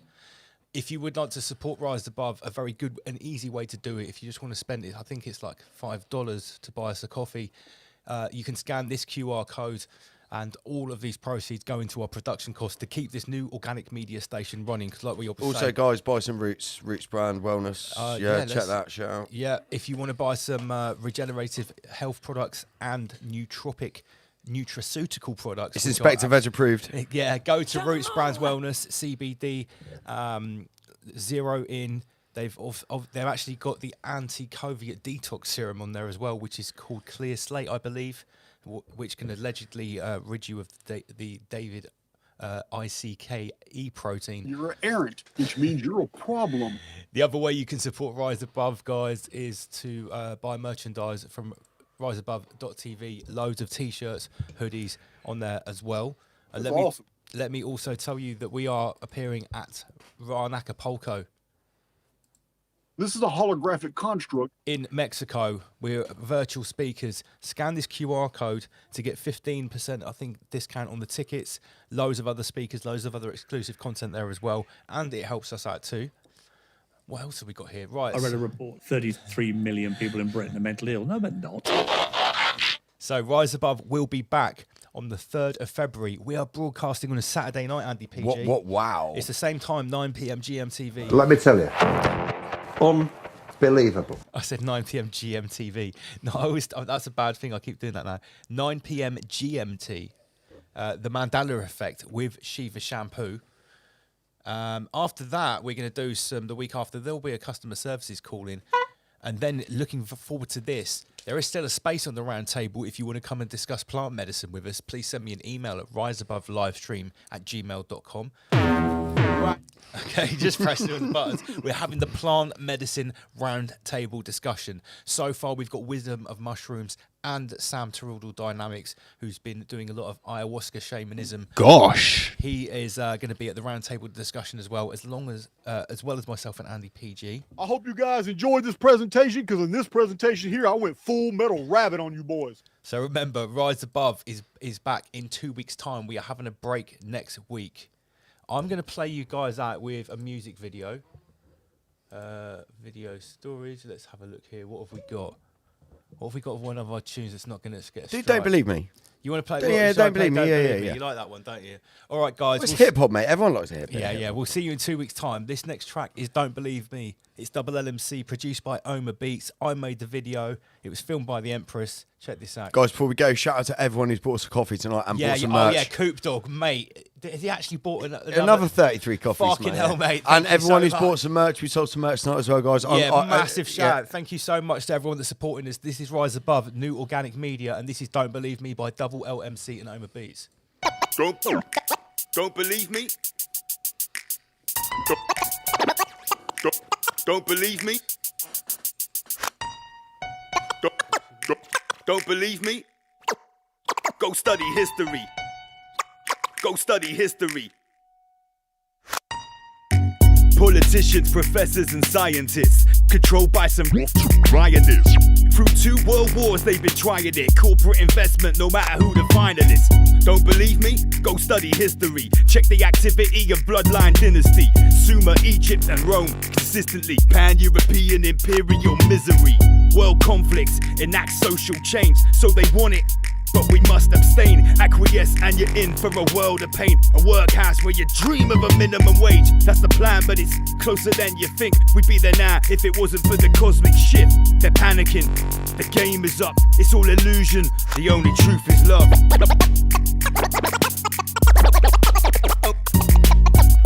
Don't believe me? Don't believe me? This goes deep cause they rewrote the history books. You can't quote how the real history looks. Empires thrive from the lands they took. We're in the same boat, it's kept afloat by crooks. Been the same way for more than 1,000 years. There's no love here, all you're allowed is fear. Break through the clouds so the sky is clear. Satanic whispers hidden in the sounds of prayers. Dark suits, cold hearts, no empathy. Fill positions of power in our embassy. Stone circles and burning effigies. Chanting mantras to bring forth energies. Secret meetings that map out our destinies. Hooded figures, manifest entities. Pollute our minds so we got no memory. For centuries helplessly trapped by the treachery.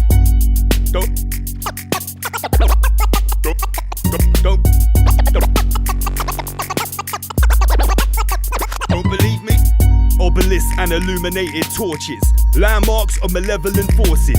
Sorcerers aim to contain your mind state. Open your eyes where you're already blind, mate. You want the truth, better ask and why. Your worldview got squeezed through a needle's eye, and here's the proof. They extinguish lives. Conflicts built on evil lies, no surprise. We don't know of no agenda. Disguised from the light from the moment you enter. Survival of flight, you're a lifelong member. That's right, since they sliced the placenta. Now, welcome to the slave race. Very few will ever find games played unless you wake up, keep on playing it. They look at me and think, why is he saying it? Don't believe me? Don't believe me? Don't believe me? Go study. Don't believe me? Go study history.